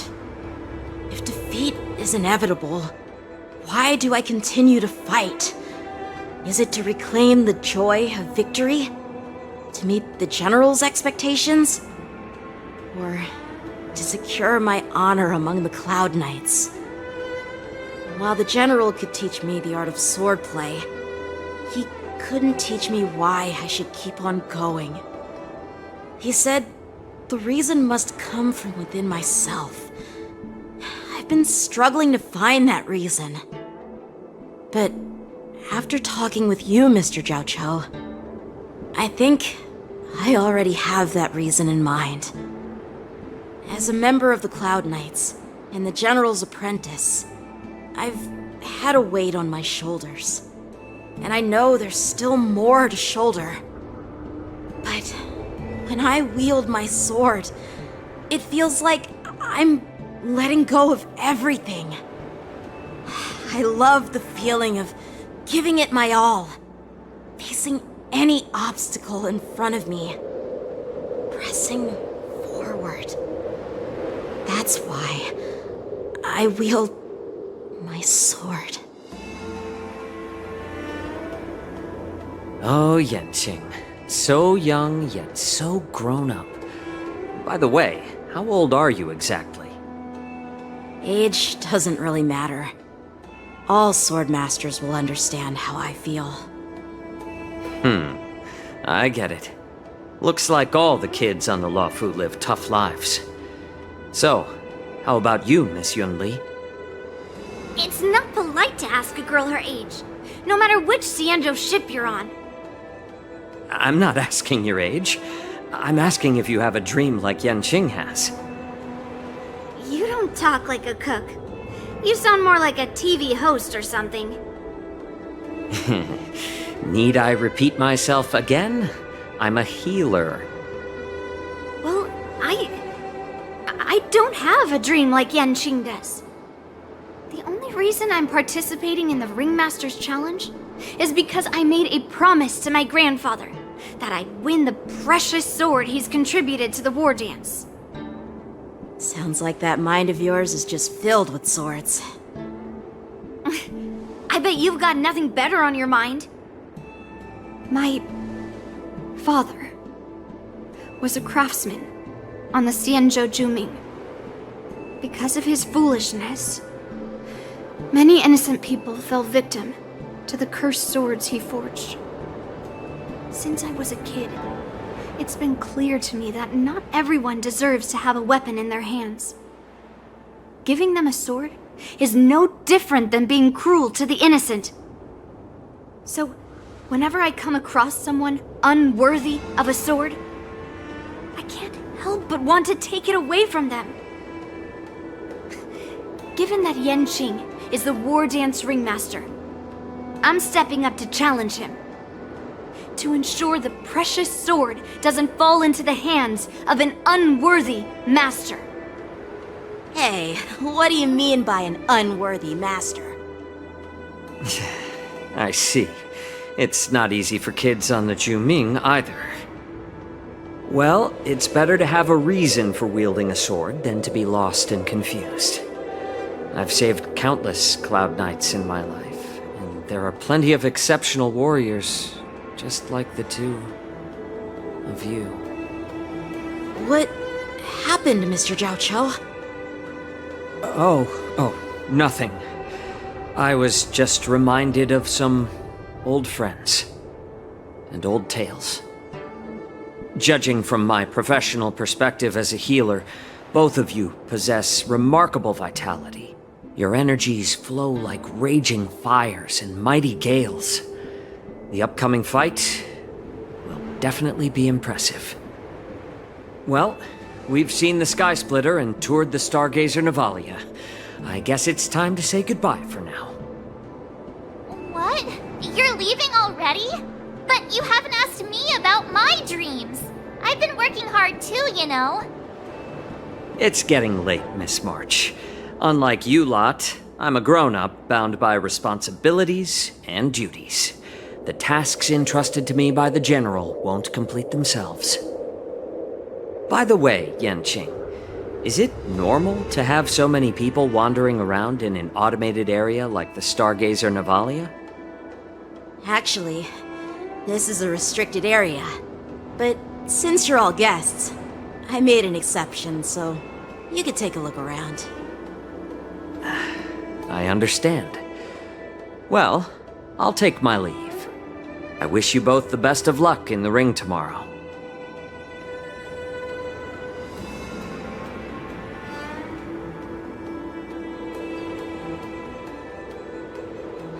Seriously? I just spent so much time thinking about my dream, but he didn't even ask me. Now that we're done with our tour of the Sky Splitter, shall we continue with our training?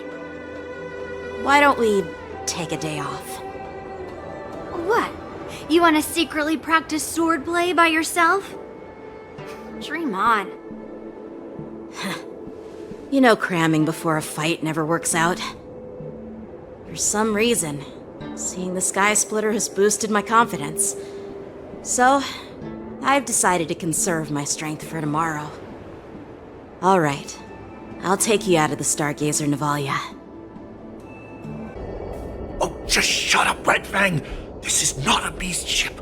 I need some time to take care of things. You willingly donned the skin of a lowly beast to join this mission, dedicating yourself to our glorious cause. And now you're telling me you can't handle it? Do you realize how many ships we need? I'm doing my best, all right? It takes time to figure all this out. When the guns go off tomorrow, all eyes will be on it. That'll be our only chance. How's that? Who's there?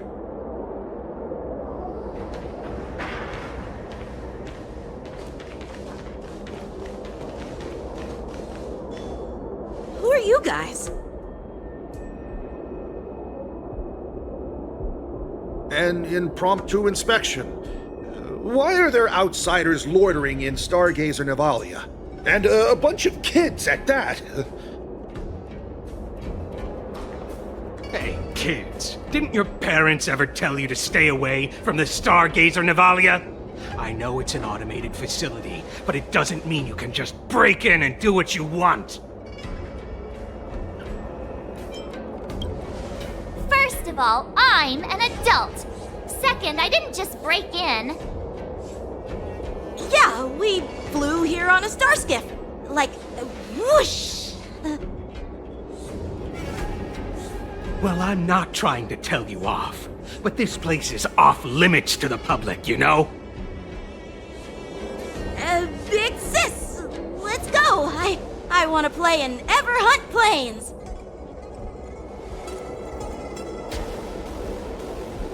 Huh?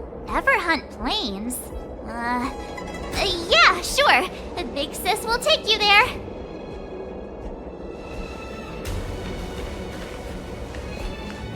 Shuha!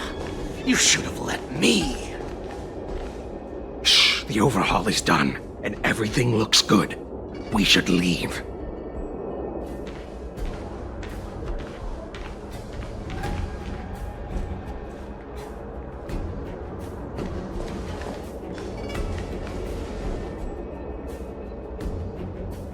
Could you repeat what you just said, Yanqing? What did I say? Big sis, let's go! I want to play in Ever Hunt Planes! Come on! Can't you read the room? Something is definitely off about the 3 people we just met. Yeah, anyone could see that. I just wanted to hear you say it again. That pink-haired fox tried to say something. I'm pretty sure he sensed something fishy. Since he's not familiar with this place, he just dropped us a hint. But you didn't seem to be paying attention at all. I knew that from the beginning.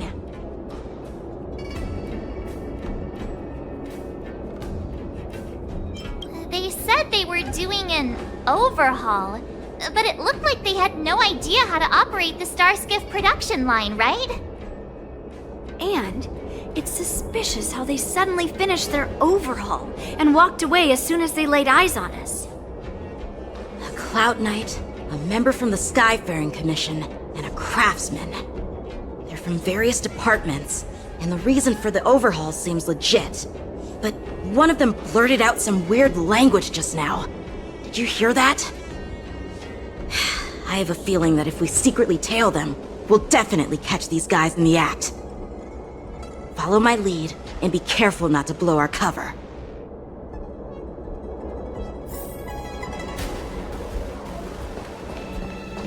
Never mind who they are. Let's just film them. Don't get too close, Miss March. They might spot you.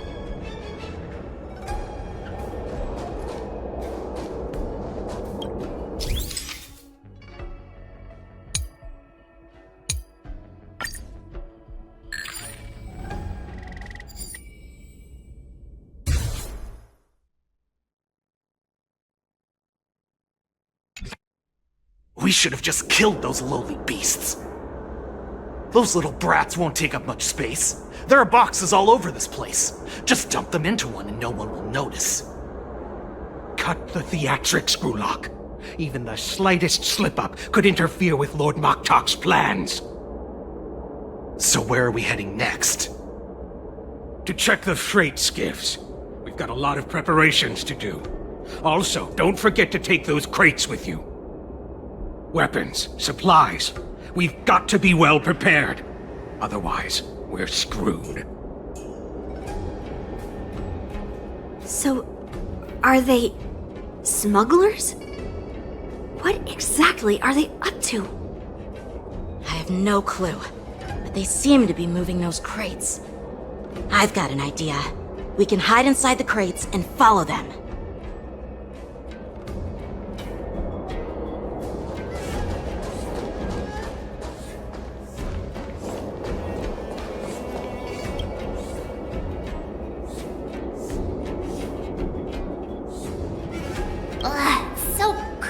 In here. I can hardly breathe. Just hang in there.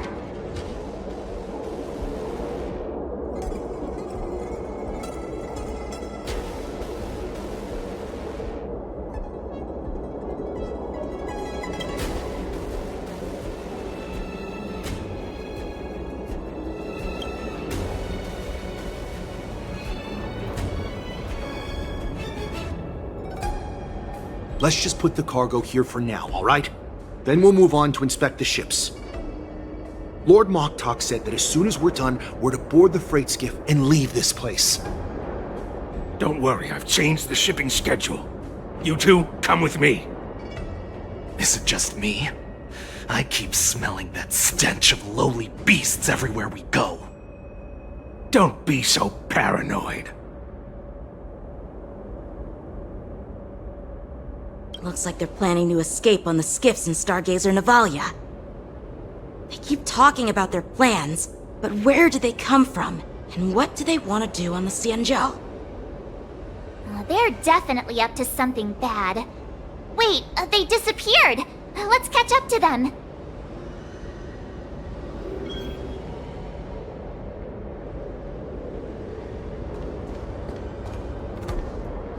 Tread softly.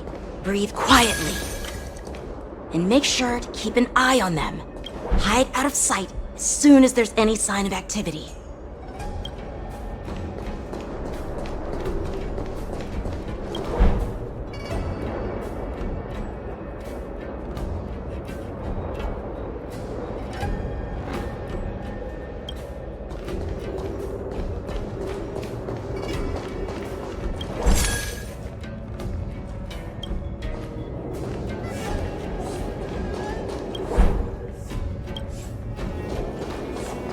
Watch out!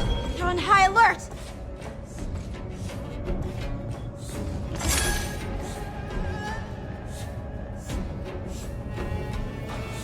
Don't be so paranoid.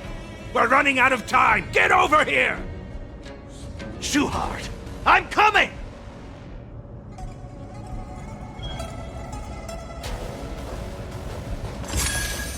They're leaving. We should catch up to them. Quickly!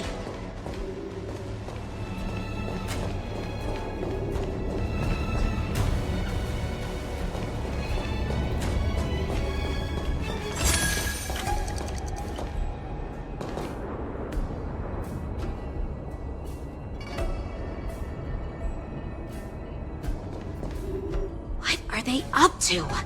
They're all wearing official uniforms, but I'm pretty sure they're not members of the Skyfaring Commission, the Artisanship Commission, or the Cloud Knights. This is way too suspicious. Never mind who they are. Let's just film them. That way, if they do anything bad, we'll have solid evidence against them.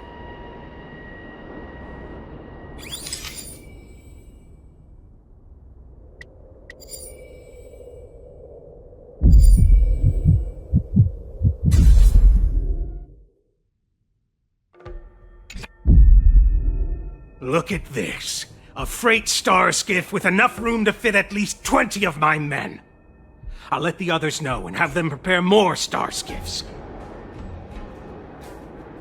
Once we're past the checkpoint, there will be beast ships waiting for us. Lord Moktok is ready. The revival of our ancient bloodline all hinges on this operation. What did he just say? Beast ships?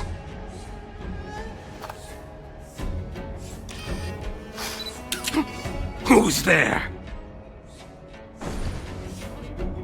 It's those brats! I told you to get rid of them, but you didn't listen, you idiot! Wipe them all out!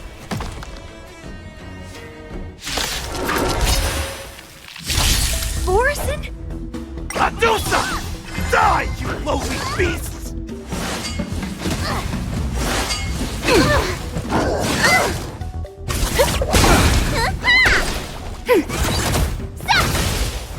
Help me! Getting serious, huh? Happy New Year!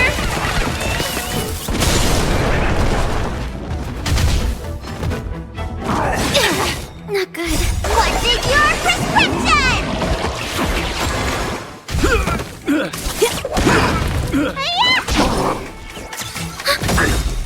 Net markers activated. Time for a good old counterattack.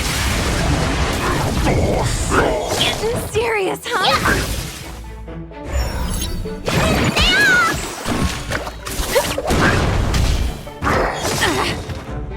Happy New Year!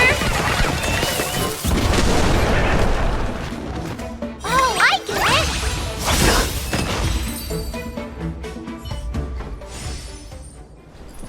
How is this possible? How did these Foxians change their appearances like that? They're not Foxians at all. They revealed their true form. They're Borison, just like the bandits I defeated on the IPC ship. Wait, that means...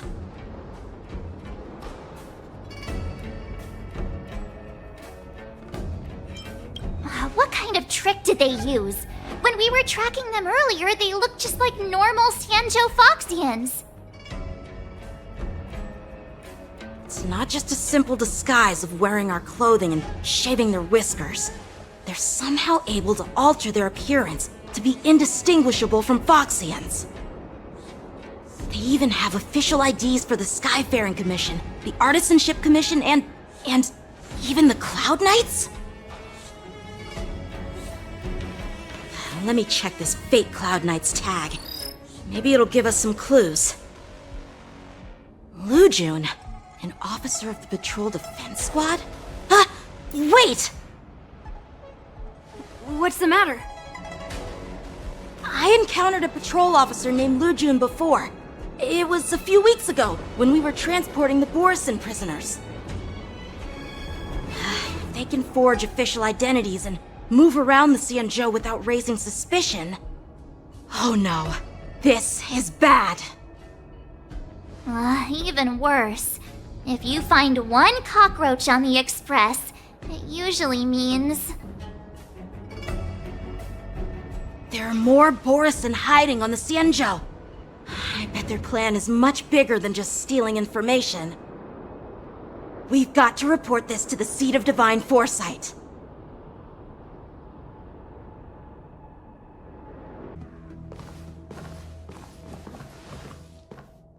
I am glad to finally meet you in person, guests from the Astral Express.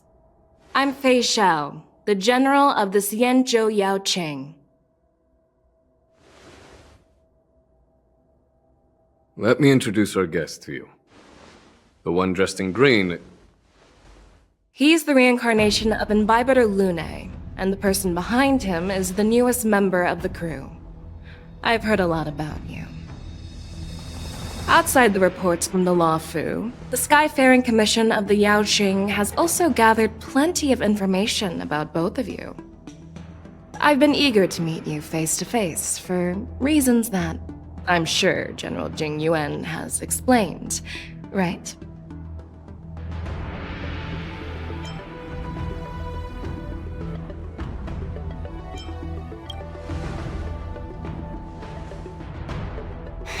That's right.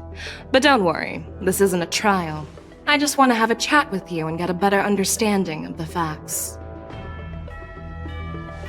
According to General Jing Yuan's report, the Ruin Legion is to blame for the Ambrosial Arbor crisis, and all Arbiter Generals should pay attention to the Ruin Author's movements.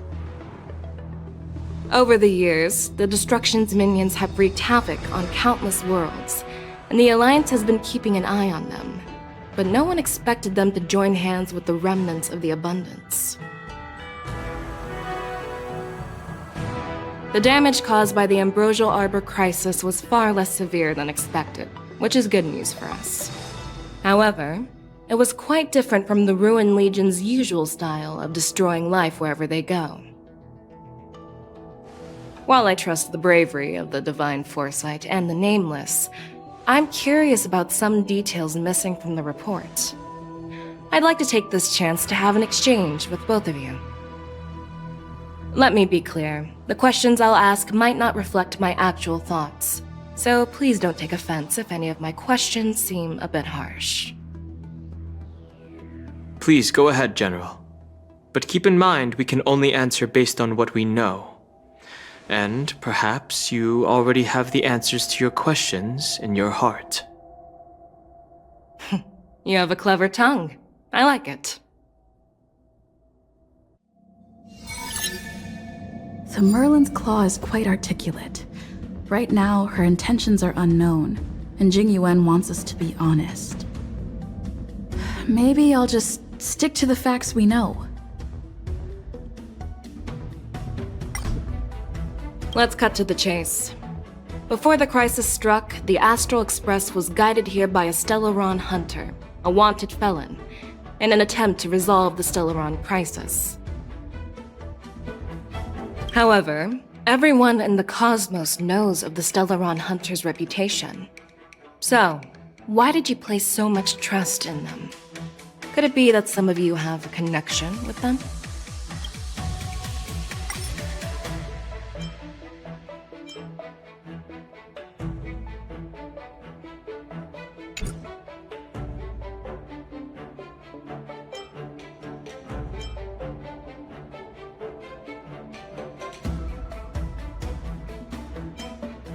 Rumor has it that Elio, the leader of the Stellaron Hunters, possesses the power to see into the future. He foresaw that the Xianzhou and the Express would have important roles to play in the war against Nanook. That's why we were lured here to the Law Fu, to deal with the Stellaron crisis and fulfill the prophecy. General Jing Yuan believes in this prophecy too, as mentioned in the report. I'm curious why you didn't question it at all.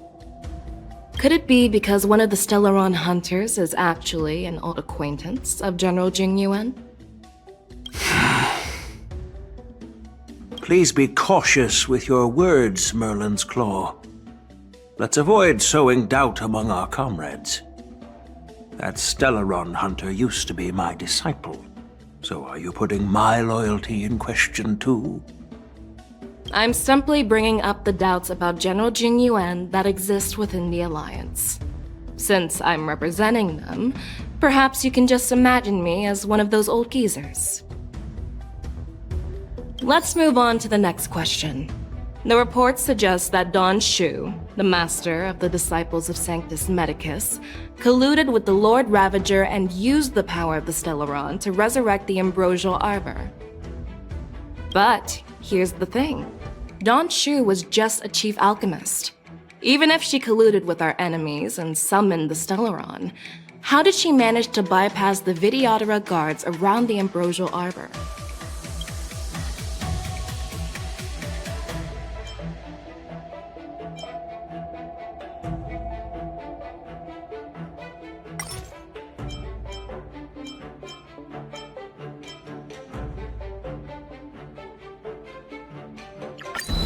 Could you please give us another chance? I'd like to answer that question again. No problem. But remember that a debate is like a duel. The more you hesitate, the farther you are from victory.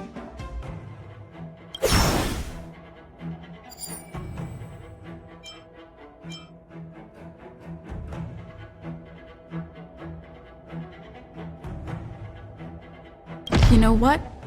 Maybe I do have a connection with Stellaron hunters. Oh, now that's interesting. Looks like you're quite close to the Stellaron hunters. However, I must warn you that they are wanted felons. While I appreciate your honesty, being honest about this topic might make you look suspicious to some, you know? Let's move on to the next question. The reports suggest that Don Shu, the master of the disciples of Sanctus Medicus, colluded with the Lord Ravager and used the power of the Stellaron to resurrect the Ambrosial Arbor. But here's the thing. Don Shu was just a chief alchemist. Even if she colluded with our enemies and summoned the Stellaron, how did she manage to bypass the Videodara guards around the Ambrosial Arbor?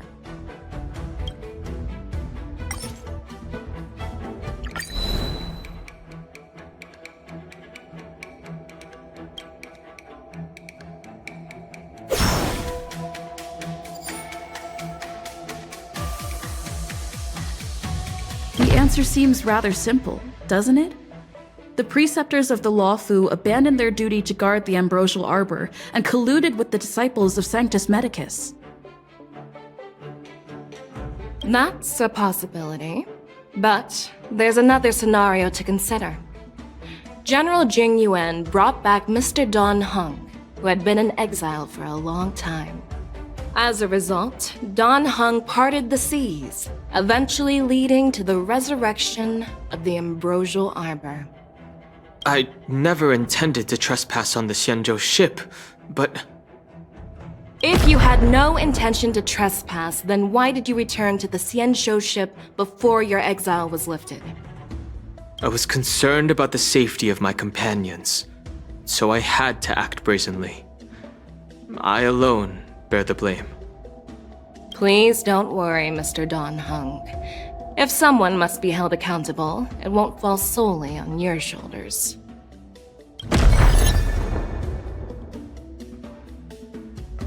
Well, it appears that you are still unable to give explanations for several details about how the Nameless got involved in the Ambrosial Arbor crisis. Generals, I am finished with my questioning.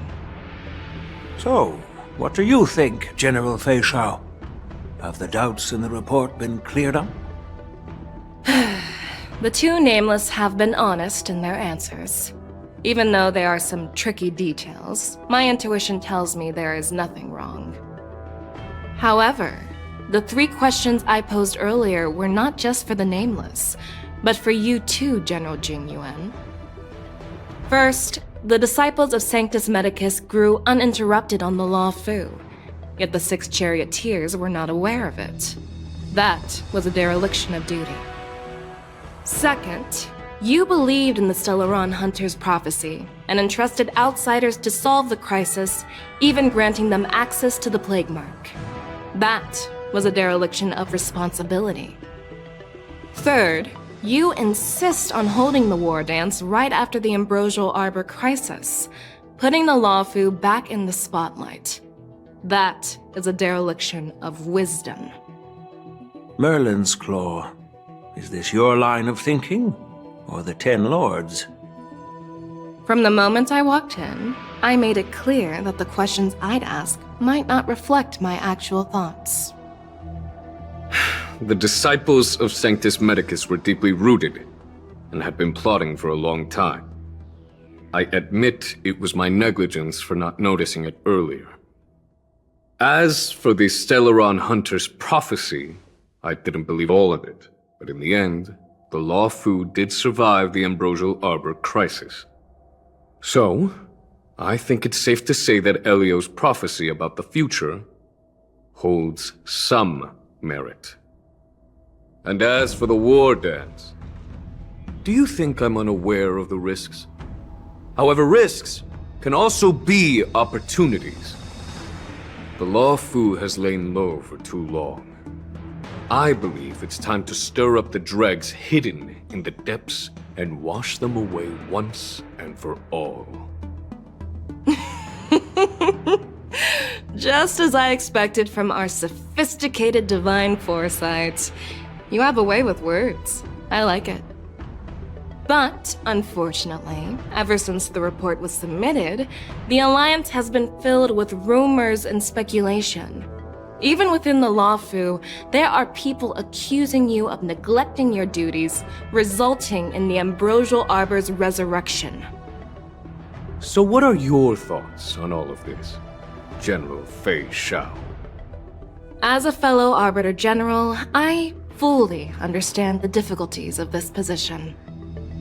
Personally, I think all these rumors are meaningless drivel. Across the sea of stars, the divine foresight knows better than anyone else what happened on the Lawfu and the meaning behind it. Just as what happened on the Xianzhou Yaoqing recently. You mean the Xianzhou Yaoqing is also... The scouts of the Verdant Knights have sent back reports that Borisin are making trouble again. The Borisin packs that were once divided and scattered have started swallowing each other up, forming larger and larger packs. Moreover, there's an entity named Mongus behind it all. An entity? According to the report, this entity isn't actually a Borisin. It's a woman claiming to be the messenger of the Master of Immortality. She's described as having 12 faces and 12 pairs of fangs, as cruel as poison and as elusive as quicksand. The Borisin believe she'll give them a chance to rise again. That's Ventilia. That's right. You're lucky that I'm the one who came this time. If it were the Patina Justice or the Seer Strategist, this conversation might not be so friendly. I've always had faith in my instincts, so I don't doubt your good intentions. But the Alliance has its fair share of questions and doubts about the Lawfu. So, my plan is to come up with an acceptable answer to satisfy the Alliance. What's in this plan, General Fei Shao? General Jing Yuan, you already know what has to be done. But since you don't want to be the bad guy, I'll take care of it for you. You need the final word from the Ten Lords Commission to quell any doubts. And for that, I'll have to ask the two Nameless to visit the Shackling Prison. No, I'm not imprisoning you. While you're there, I'll ask a judge in the Ten Lords Commission's Interrogation Division to record a detailed testimony with the karmic mirror from both of you. We'll fill in the gaps that weren't covered in the report, and silence any protests within the Alliance. I'm okay with that. Worried that I might go back on my word and keep you in the Shackling Prison? Relax. If I wanted to do that, you'd already be behind bars. Once you're done with your testimony, you're free to come and go as you please. Then, as the Merlin's Claw requests... Oh, there's one more thing. This testimony is for silencing the voices of opposition within the Alliance, but I would like to urge General Jing Yuan to listen to the pleas of the Foxians on the Xianzhou Yaoqing. So, you are here for Hule. Exactly. Hule is locked up in the Luofu's shackling prison. Since he is the broodlord of the Borison, I want to transfer him onto the Xianzhou Yaoqing and imprison him there. The recent movements of the Borison suggest they're planning something big, so we must act preemptively. It makes sense to have the Foxians keep an eye on their arch-nemesis. Since you trust my judgment, I'll repay that trust. What do you think about all this, General Huayan? I was worried this would turn into a heated argument, but it seems like both of you are on the same page, solving each other's problems. I couldn't have asked for a better outcome. And as for Hule, I'll send my lieutenants Zhao Chou and Moza to check on his condition in prison and ready him for transport. If there are no more questions, shall we get this started?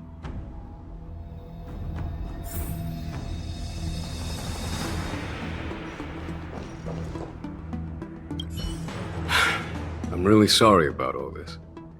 But the testimony in the shackling prison won't take up much of your time. I'll call for a messenger to take you to the interrogation division. You just need to give your testimony, and then you can head back. So no need to worry. As you wish, General.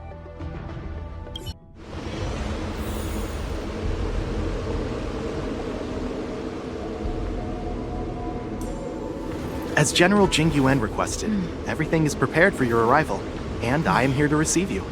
The judges at the Interrogation Division also know your purpose in coming.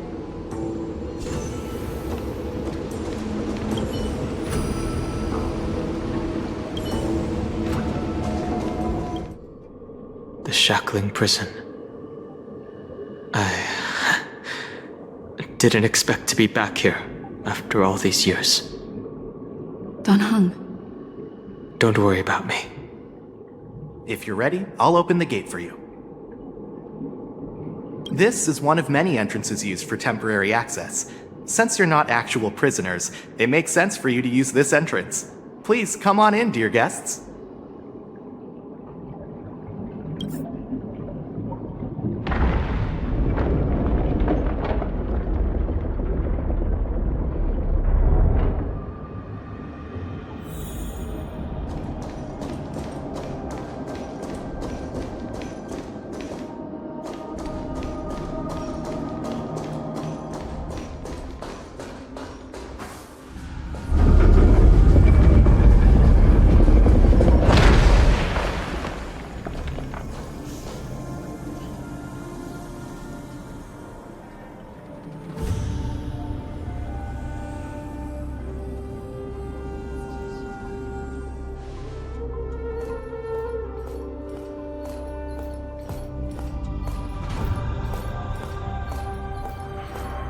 What are you looking at?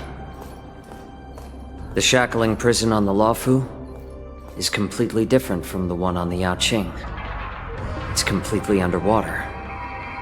Whether it's in the clouds or underwater, breaking free would still be a piece of cake for me. Still thinking about your old jailbreak tricks, huh? Forget it. You're free now. Just don't do anything stupid, or the judges will throw you back in there and lock you up for a few 100 years. You'll see me again in just a few days. Taking Hule back to the Yaoqing means a lot to the Foxians on the ship, and to the General herself. So stay alert.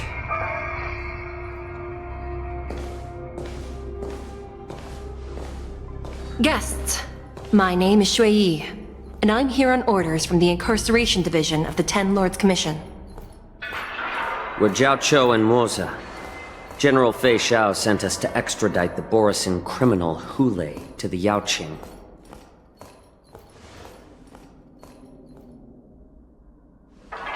We're here to inspect the conditions of his imprisonment and make preparations for the handover and transportation. I assume you've been briefed, Your Honor.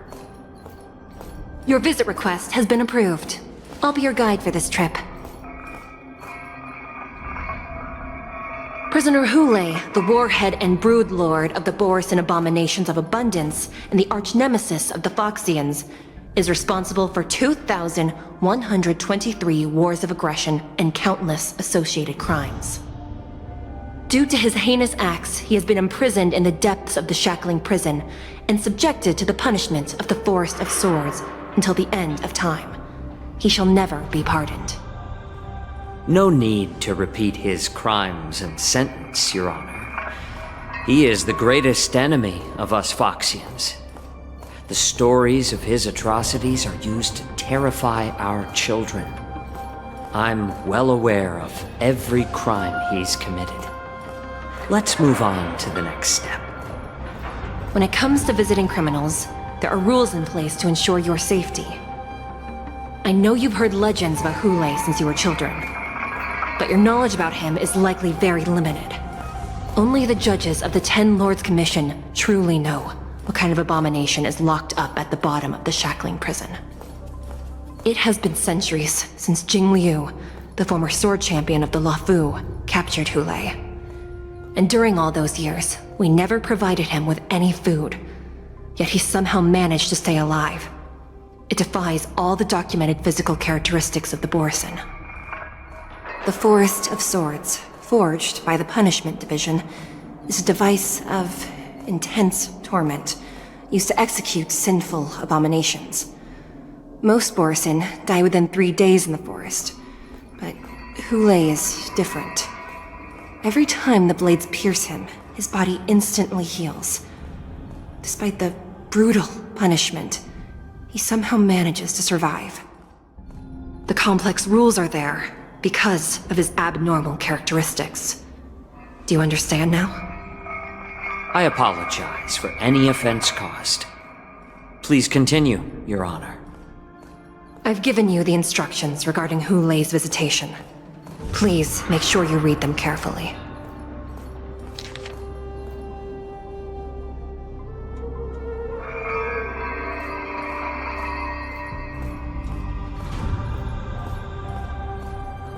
And please, take this pellet before proceeding. No, I'm not taking random medicine. Then you won't be allowed to visit Hule. Just swallow it already. Hule is like all Borisin. He can release a pheromone called lupitoxin that induces fear.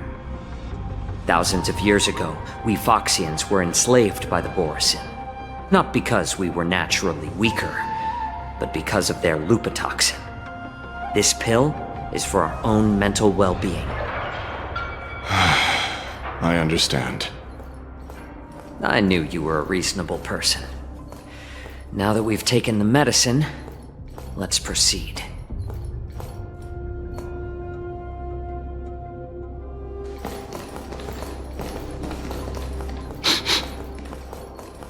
Your Honor.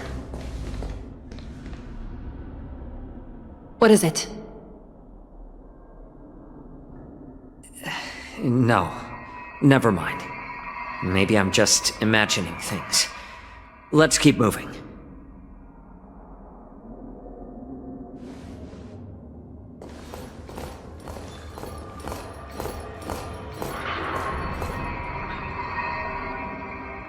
Here we are.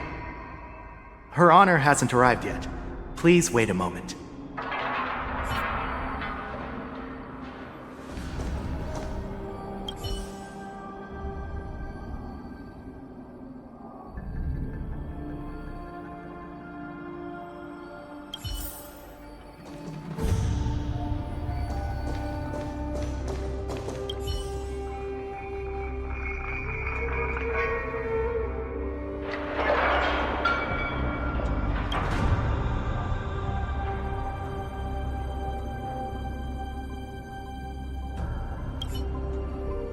Welcome, dear guests from the Express.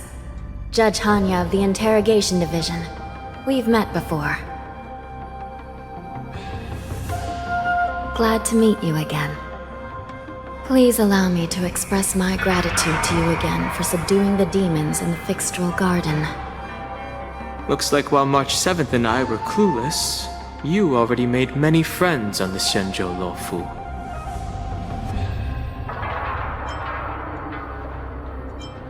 Even though you and I have met before, we can't show any favoritism under the 10 Lords.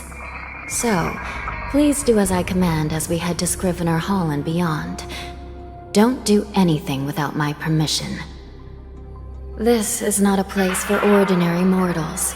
You and Mr. Danhong, please come with me. Please lead the way, Your Honor. Please let me activate the mechanism before we all move forward. And please, watch your steps.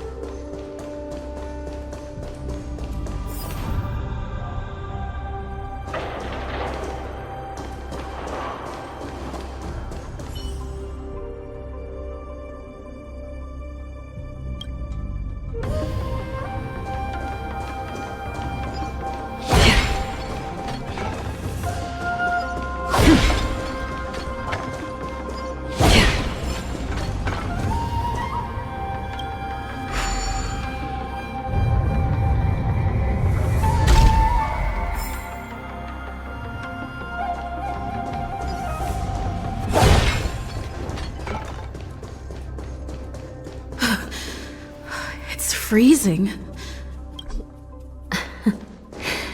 This place is filled with the cold air from the northern peak of the polar delve.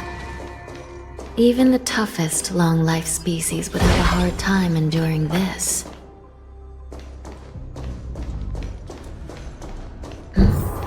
Did you hear something just now? Let me check it out. Ugh. What an eyesore. This place is packed with boxes and crates. These crates, they look oddly familiar. A few days ago, the Spiritfarers received reports about an IPC transport ship that was attacked by Borison. Then, a bunch of those abominations were dumped into this place. I had a feeling there would be trouble during the war dance. But throwing both the pirates and the cargo in jail? That's a new one. I heard the Intelligentsia Guild crafted something dangerous. We have many records in the Hall of Karma about these wise ones. They love to tinker with forbidden technologies, always trying to push the limits of ingenia.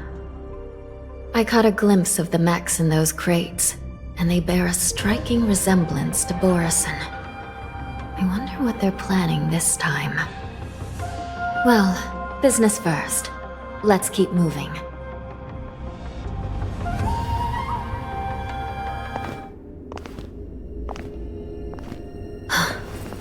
Strange. I don't remember checking the containment facilities a second time.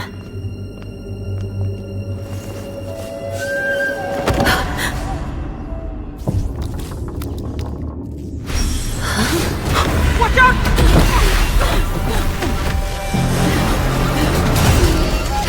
Emergency! All wardens prepare for action! Emergency! All wardens prepare for action!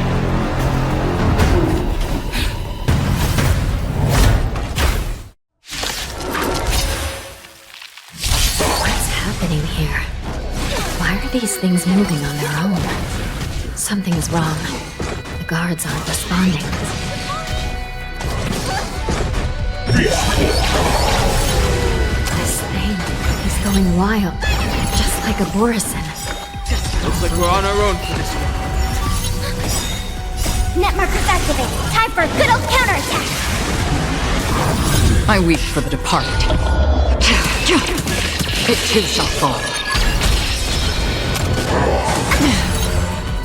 What's in your prescription?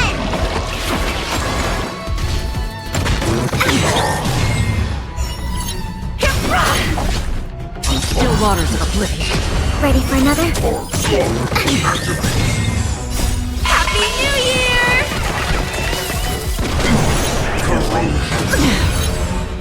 Net markers activated. Time for a good old counterattack. Destined for oblivion.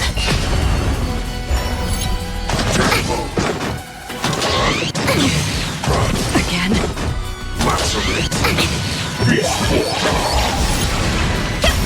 Taking damage.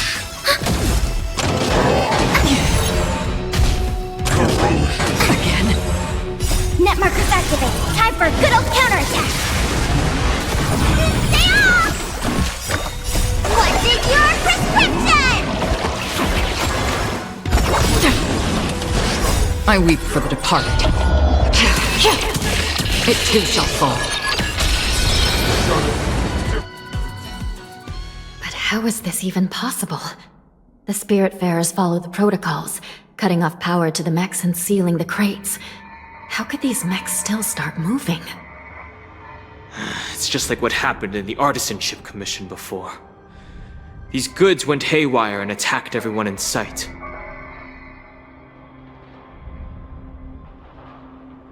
The Alchemy Commission members examined them and found some unusual structures within. These things showing up in the shackling prison can only mean one thing. A prison break. And whoever delivered these goods clearly wanted them to go through the Xianzhou's strict inspection process to show the Skyfaring Commission and Cloud Knights how dangerous they were. They wanted these mechs to end up right here, in the shackling prison. If these things already started taking action while nobody was paying attention, then the whole prison is in trouble, I'm afraid. And to make things worse, another group of visitors just entered the depths of the shackling prison, the messengers from the Xianzhou Yaoqing. And the prisoner they came to visit might be the target whom these wolf-shaped mechs were delivered here for. If that vicious beast manages to break free, it will be a catastrophe for the Xianzhou Luofu.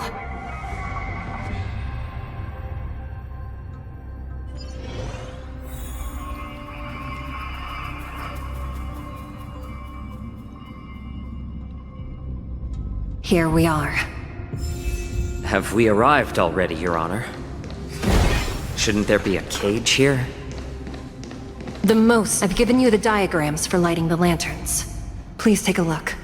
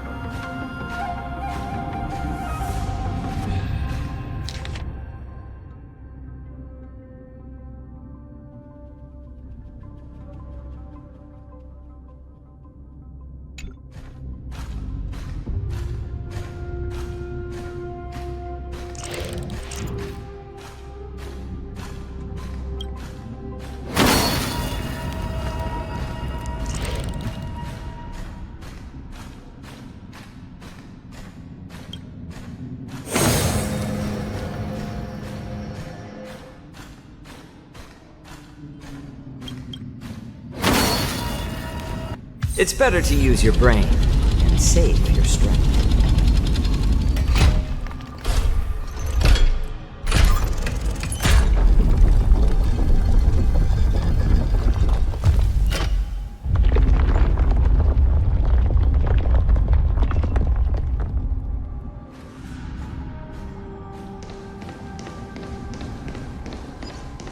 The path is open.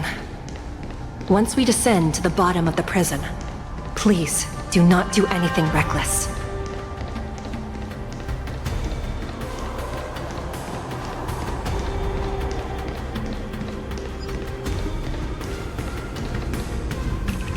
Inside the delve, behind this door, is the greatest enemy of the Foxians, Hule.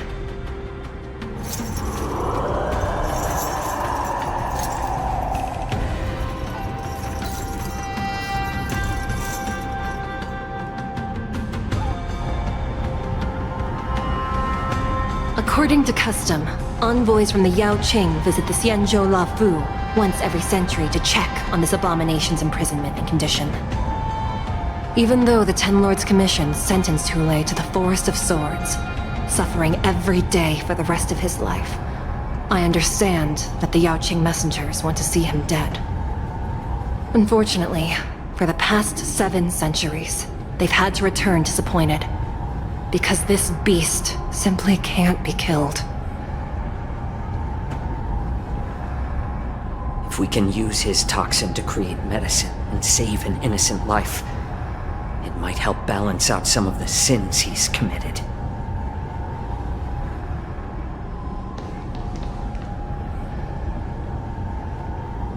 Could you be the key to a cure for the General, Hule?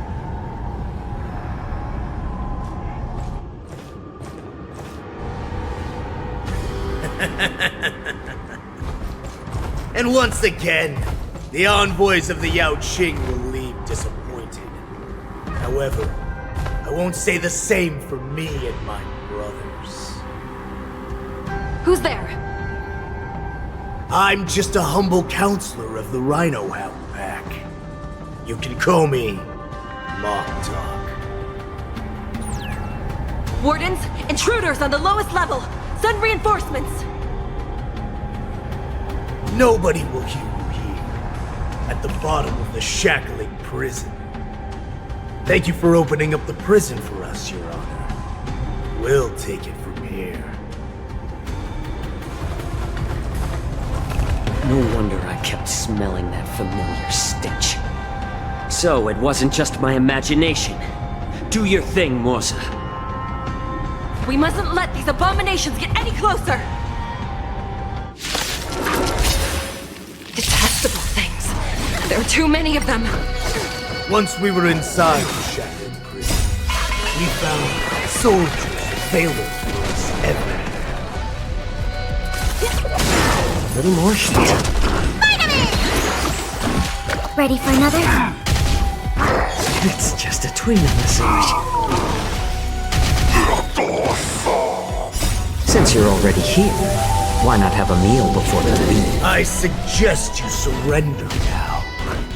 Of course, I'll still kill you all. And I promise it'll be sweet. Time for a good old counter.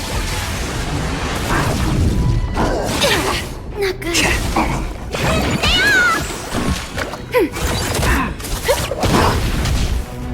Getting serious, huh?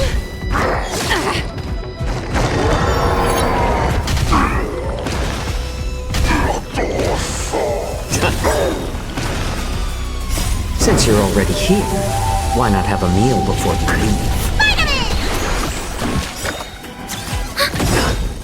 Net markers activate. Time for a good old counterattack. How presumptuous! Die now! Leave if you can, Morsa. It's not time yet.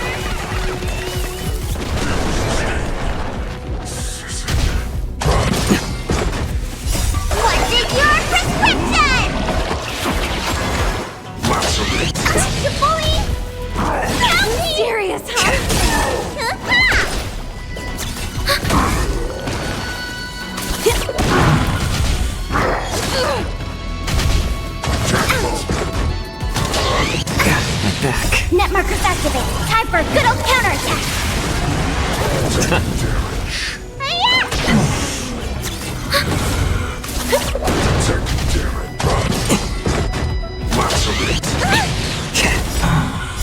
Since you're already here, why not have a meal before you leave? Net markers activated. Time for a good old counterattack.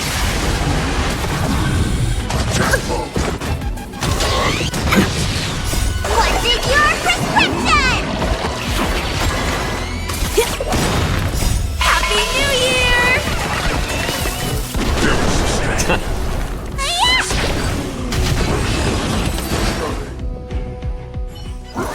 Guard the gate! They can't be allowed in!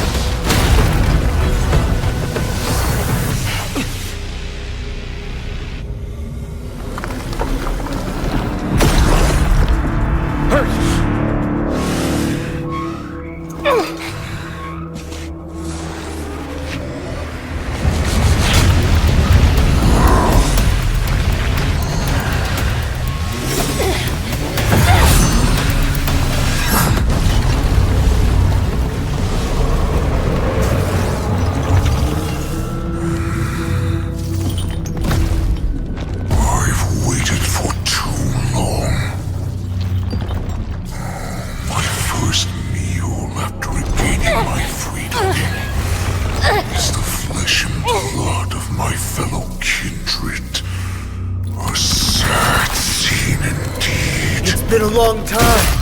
Boy, welcome back.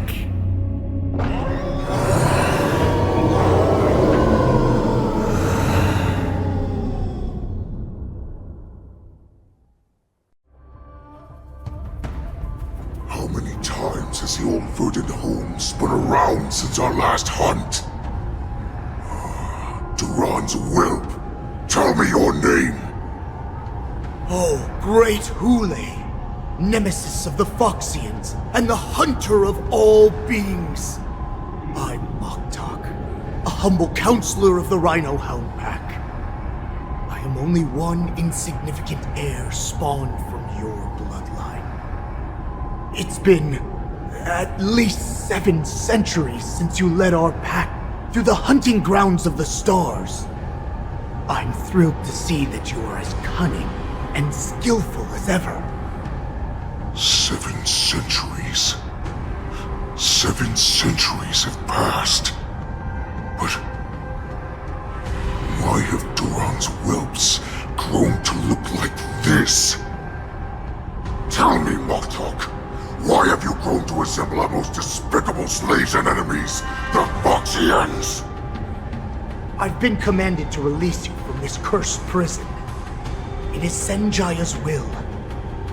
That's why I had to take a magic pill, don the skin of a lowly beast, and play along with their hypocrisy. Since you have an escape plan, tell me, what's our next move to get off of this ridiculously large ship? My brothers and I will lock down this prison, trapping the prison guards inside. This will buy us some time. The rest of my crew, who are undercover like me, will secure the vessels for our escape. According to the plan, we only have a tight 2-hour window to get out of here. Originally, I intended to carry out the plan tomorrow, but they're planning to transfer you to the Xianzhou Yaoqing now. So I seized this opportunity to set you free.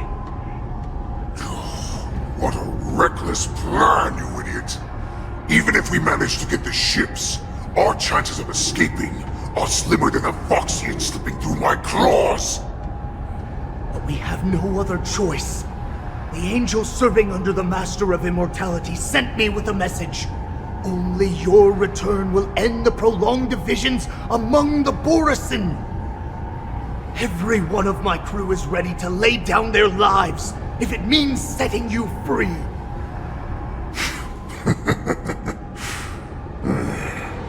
A sneaky weakling like you is actually showing some reckless bravery with this plan.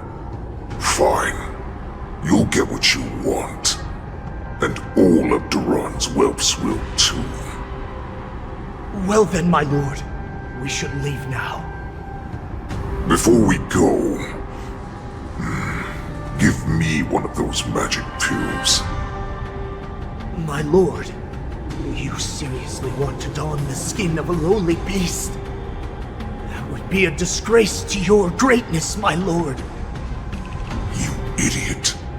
Greatness means nothing without freedom. Once I get out, I'll need a disguise that won't raise any suspicion. As you wish, my lord. Is that Foxian slave my meal? No, he's an envoy from the Xianzhou Yaoqing. I plead you to endure him a bit, my lord, as he's more valuable as a hostage. Take him, guys! Time to move out!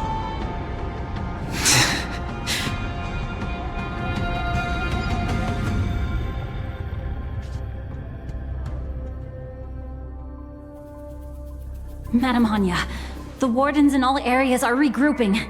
Those Ingenium enemies are wandering around and causing heavy casualties. And to make things worse, those iron wolves broke open the cages and let the criminals out!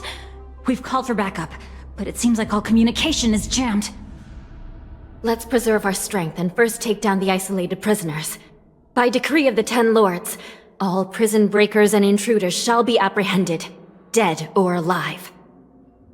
Just a short time ago, the nether key mechanism was activated. It was probably Madame Shui and the Yaoqing messengers, heading to the bottom of the prison. Given the situation, I'm afraid that area is exactly where our enemies are targeting. We mustn't let that vile beast escape from its cage. We've gathered all the prison guards who can still fight, and we'll split up and secure each floor. Go! Those intruders are quite bold. They must have been planning this for quite a while. Indeed, but Borisin tend to favor direct and aggressive approaches. Crafting careful and precise plans like this is simply not their style. Let's focus on the current situation right now. Please help me.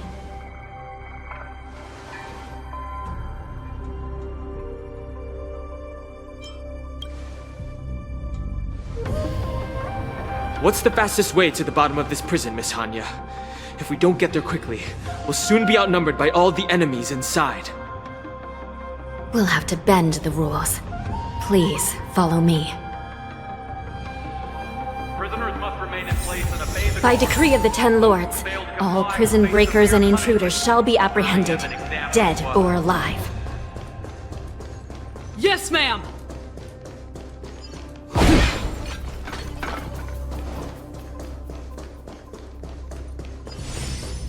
Hold your position here. Yes, ma'am. We need a few tools if we want to reach the bottom quickly. Follow me to the next floor. The path is cut off.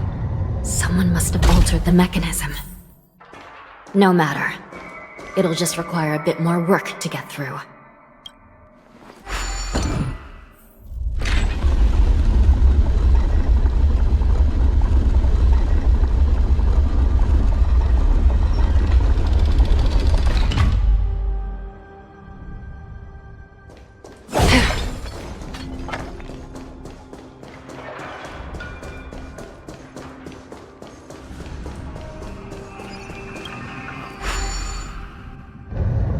Some Spiritfarers occasionally use ingenia from the Artisanship Commission to navigate the treacherous terrain here.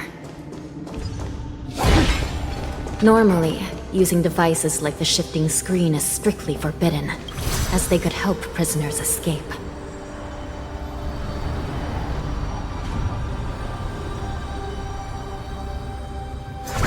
But, given the urgency of the situation, let's just ignore the usual regulations. The nether key has been activated. I hope we're not too late. Hang in there, sister.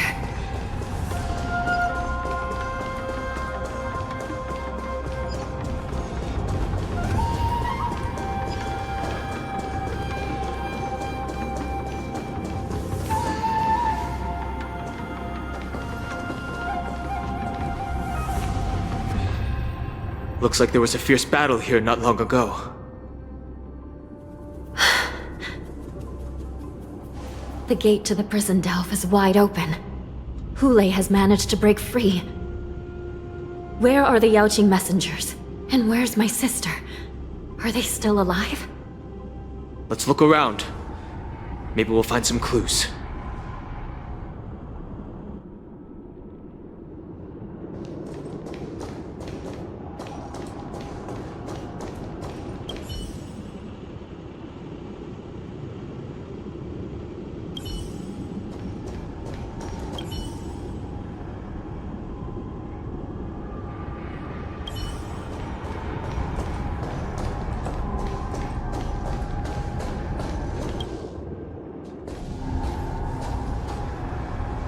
Shui Yi is here.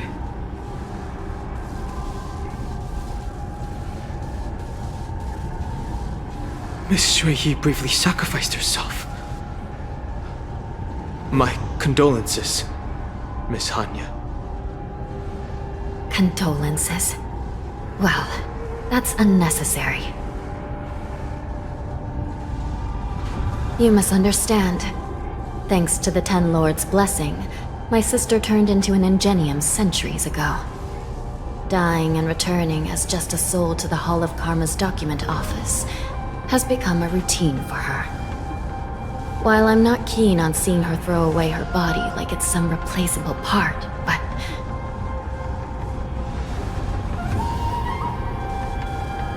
By the way, have you seen bodies that might be the Yaoqing messengers?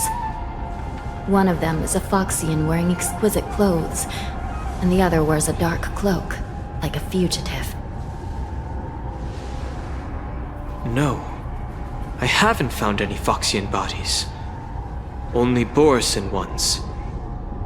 So, the intruders and Hule are holding the Yaoqing messengers hostage. This is the worst situation.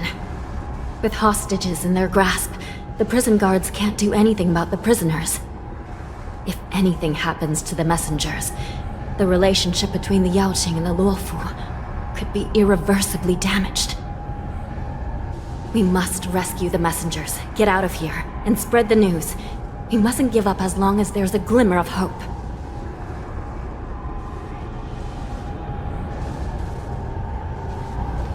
What have you found, Miss Hanya?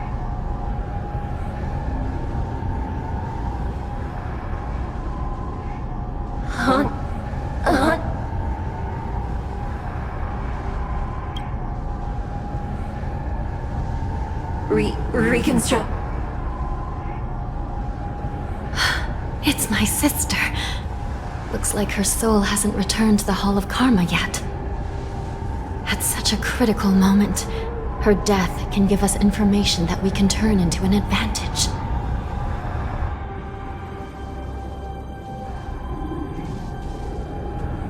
Let me see. The damage isn't too bad. If I can fix it up, my sister will have a temporary body.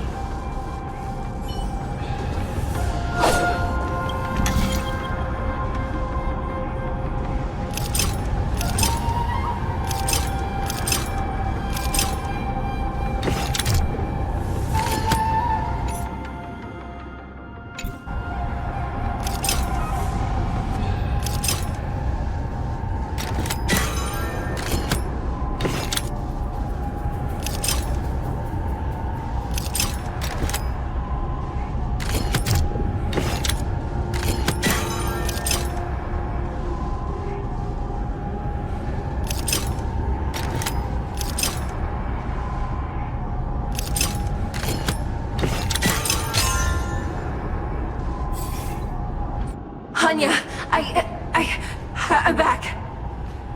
Welcome back, sister. I don't know what kind of expression I should have at a time like this. Happy? Tears of joy? Forget it. I'm used to you coming back in all sorts of forms. It's just a temporary solution. This side crane can't hold all of me. Sister, what did you see when you were killed? one of the Yaoqing messengers escaped, and the other one was taken hostage and brought upwards? Besides the Borison, there were other intruders. Invisible. Invisible intruders? What does that even mean?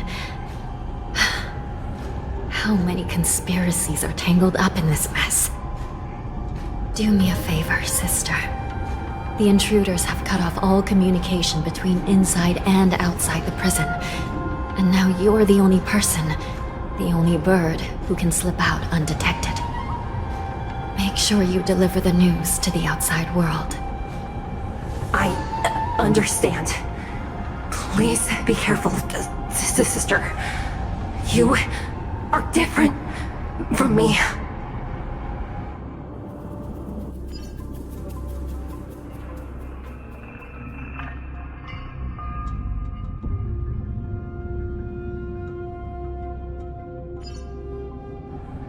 Time is running out, Miss Hanya. If we keep delaying, those Borison will escape from the prison. All right. If we happen to come across that Yaoqing messenger who got away... No. Stopping Hule should probably be our top priority.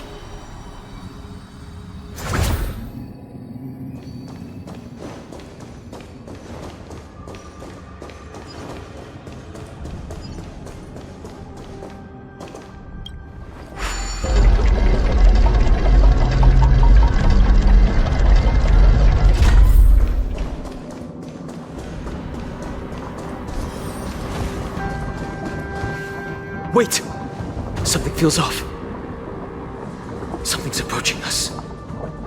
The invisible intruders? Watch your back! These abominations aren't prisoners from this prison.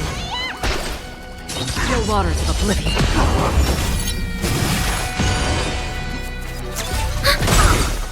I weep for the departed. It too shall fall.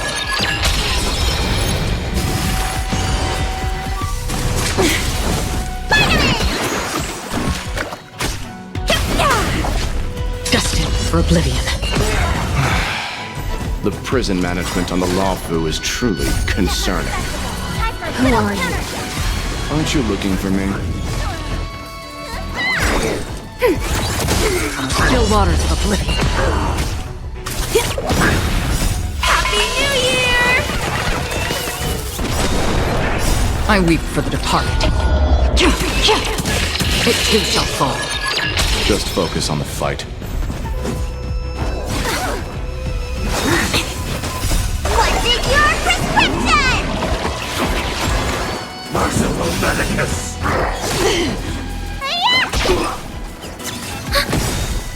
Net markers activated. Time for a good old counterattack.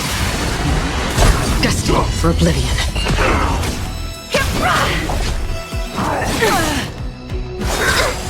Secret of the safe!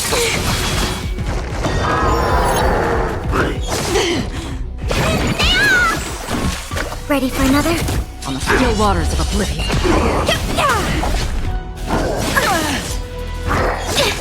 Not good.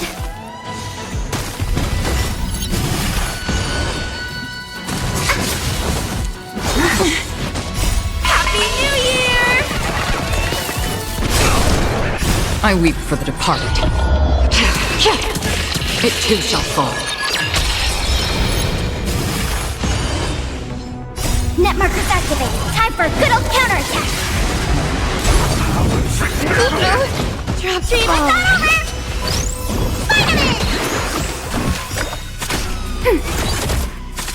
Destined for oblivion.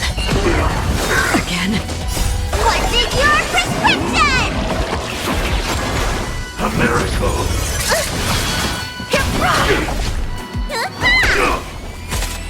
Still waters of oblivion. Ready for another? Immortality means forever!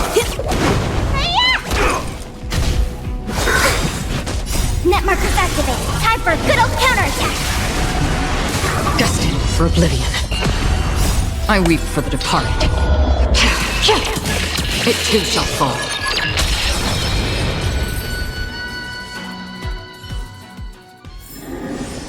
Another blood debt repaid.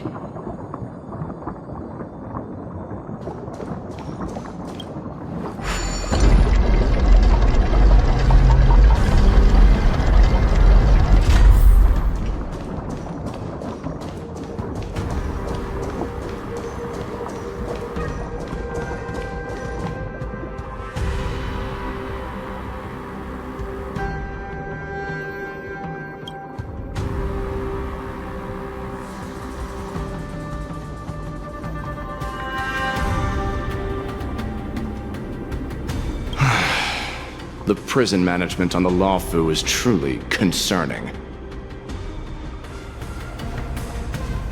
So what if I repeat it? It's the truth after all. The prison management on the Lawfu is truly concerning. At least 2 different groups of intruders infiltrated here. The Wolf Cubs and these Mara-struck soldiers. Their hiding technique, it's pretty similar to the Wind Mantle technique used by the Vidyadhara serving Kailorum Venti on the Yaoqing. What do you think? Well, never mind if you don't have any clues. Now is not the time to exchange assassination techniques. I'm Waza. My friend fell into the clutches of that wolf. I was planning to escape and report back as quickly as possible, but now it seems... The prison on the Lawfu is a real maze, I must admit. Thank you for your help, Mr. Moza. We'll do our best to ensure your friend's safety. No, you can do nothing for him now, and you shouldn't be focusing on his safety at the moment. Your friend is in Hulei's clutches and you're just going to leave him behind? Look, I'm the Yaoqing General's guard, not his. I've seen how that giant wolf fights, and there's no way. Trying to save my friend will only get us killed. I don't know how you think, but I won't throw my life away for a lost cause. Listen up. I've been tracking these fugitives, and I know their next move. They're planning to seal off the entire prison to keep the outside world in the dark. The worst-case scenario, we are all killed by that giant wolf, and the shackling prison is sealed off. No one will know about us or about their escape until it's too late. And the best-case scenario...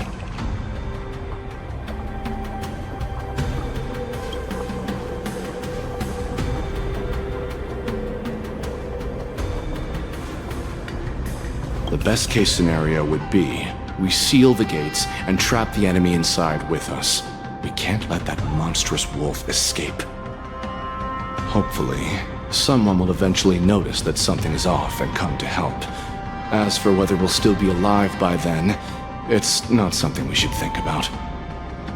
You sure have a way of comforting people, Mr. Moza. As a person of the Yaoqing, I've always searched for something meaningful to give my life to. I have to make it out alive. My companions are waiting for me. As a netherworld dweller, I've already died once. Yeah. We won't give up. Not until the very last moment. None of you are part of the Ten Lords' commission, so sacrificing yourselves isn't the right move. As a judge, it's my responsibility to guard this prison, and if someone should step up to stop Hulei from escaping, it should be me, not you. Once we reach the gate, I hope you'll help me seal it. After that, I'll do everything I can to fight the Borisin, and you find a safe place to hide and wait for reinforcements. Now, let's proceed upward.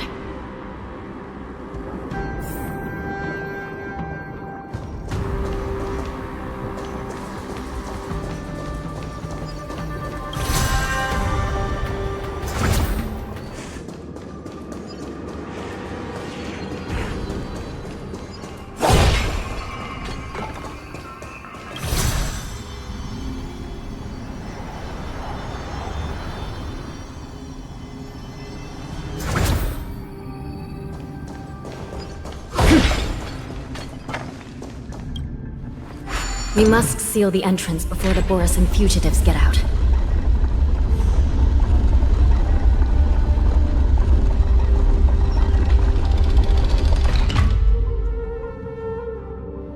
The prison wardens and mechanisms won't be able to hold them for long. Follow me.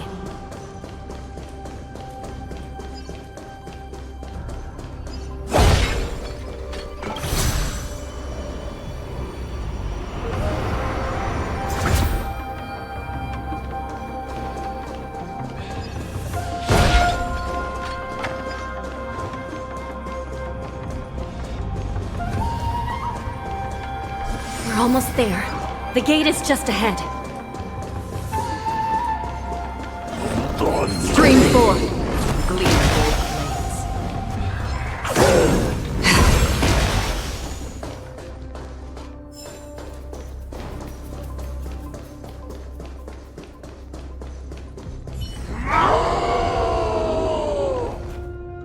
I will hold them back. Don't let Hule escape.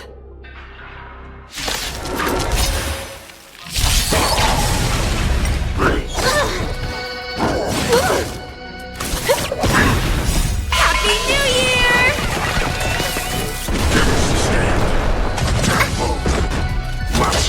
Again?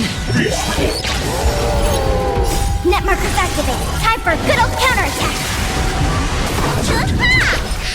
Still waters of oblivion. I weep for the departed. It too shall fall.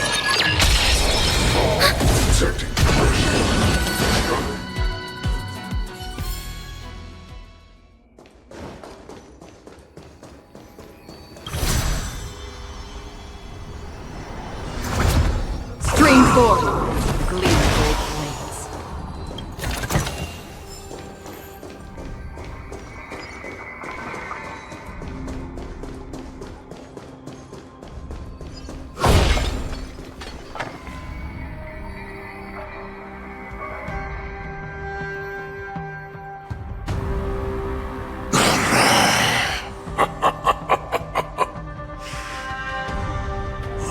This brings back such familiar memories.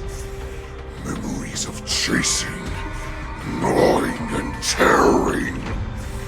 Oh, they're back. They're back. They've all come back. My lord, we're just one step away from freedom. As we pass through the gate, no one will be able to stop us. So this hostage is useless now. Kill him, Moktok. He's getting away. Do something, Jiaoqiu. It's just like the old days, you useless loser. Just do something! Maybe this Yao Qing messenger can strike a deal in exchange for his life. He can use his status to help us escape from the Xianzhou. What do you think, Mr. Jiaozhou?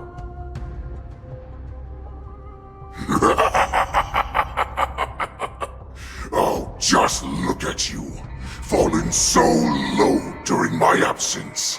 You're even negotiating with livestock. As far as I recall, no one from the Yao Qing would ever consider a deal with Duran's offspring. I've got to make this beast stay here, whether it's for the sake of Fei Xiao or the Yao Qing. Deal.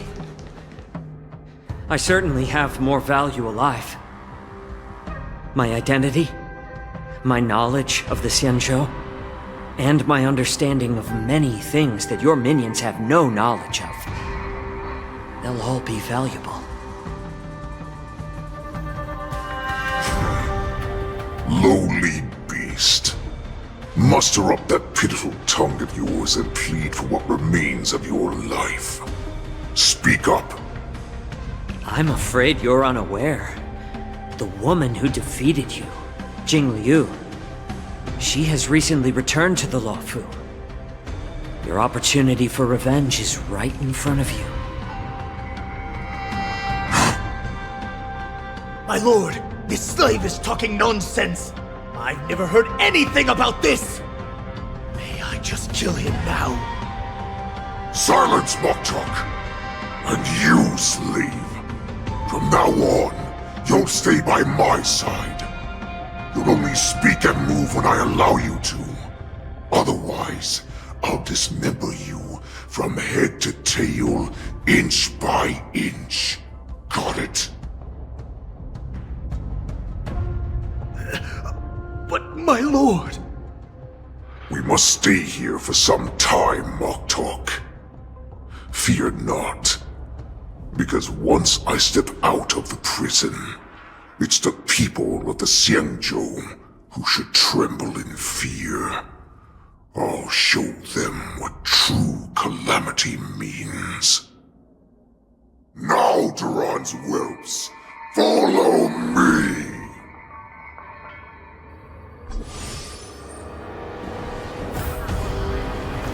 Prison guards, stop them!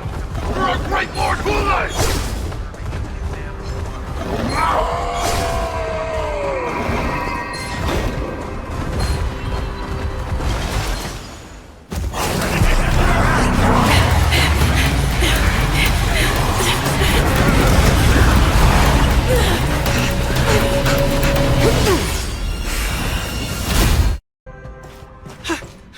Report!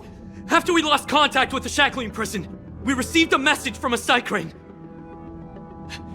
The prisoners have revolted, and the criminal Hulei is nowhere to be found!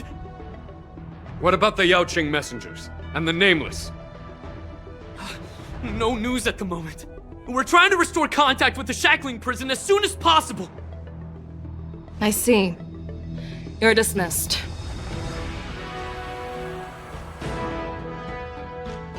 General Jing Yuan, General Hua Yan. It's just as we suspected. The rise of the Ambrosial Arbor was not the end of things, but the beginning. The hand of the Ruined Legion has already sown the seeds of destruction. From this moment on, the Xianzhou Alliance will face an even greater challenge, from both the abominations of abundance and the destruction itself. If this is what they want, I'm always up for a challenge.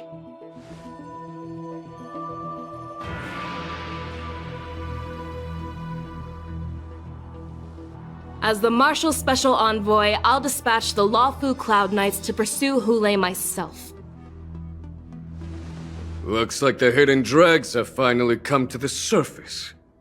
And as I said before, it's time to wash them away, once and for all.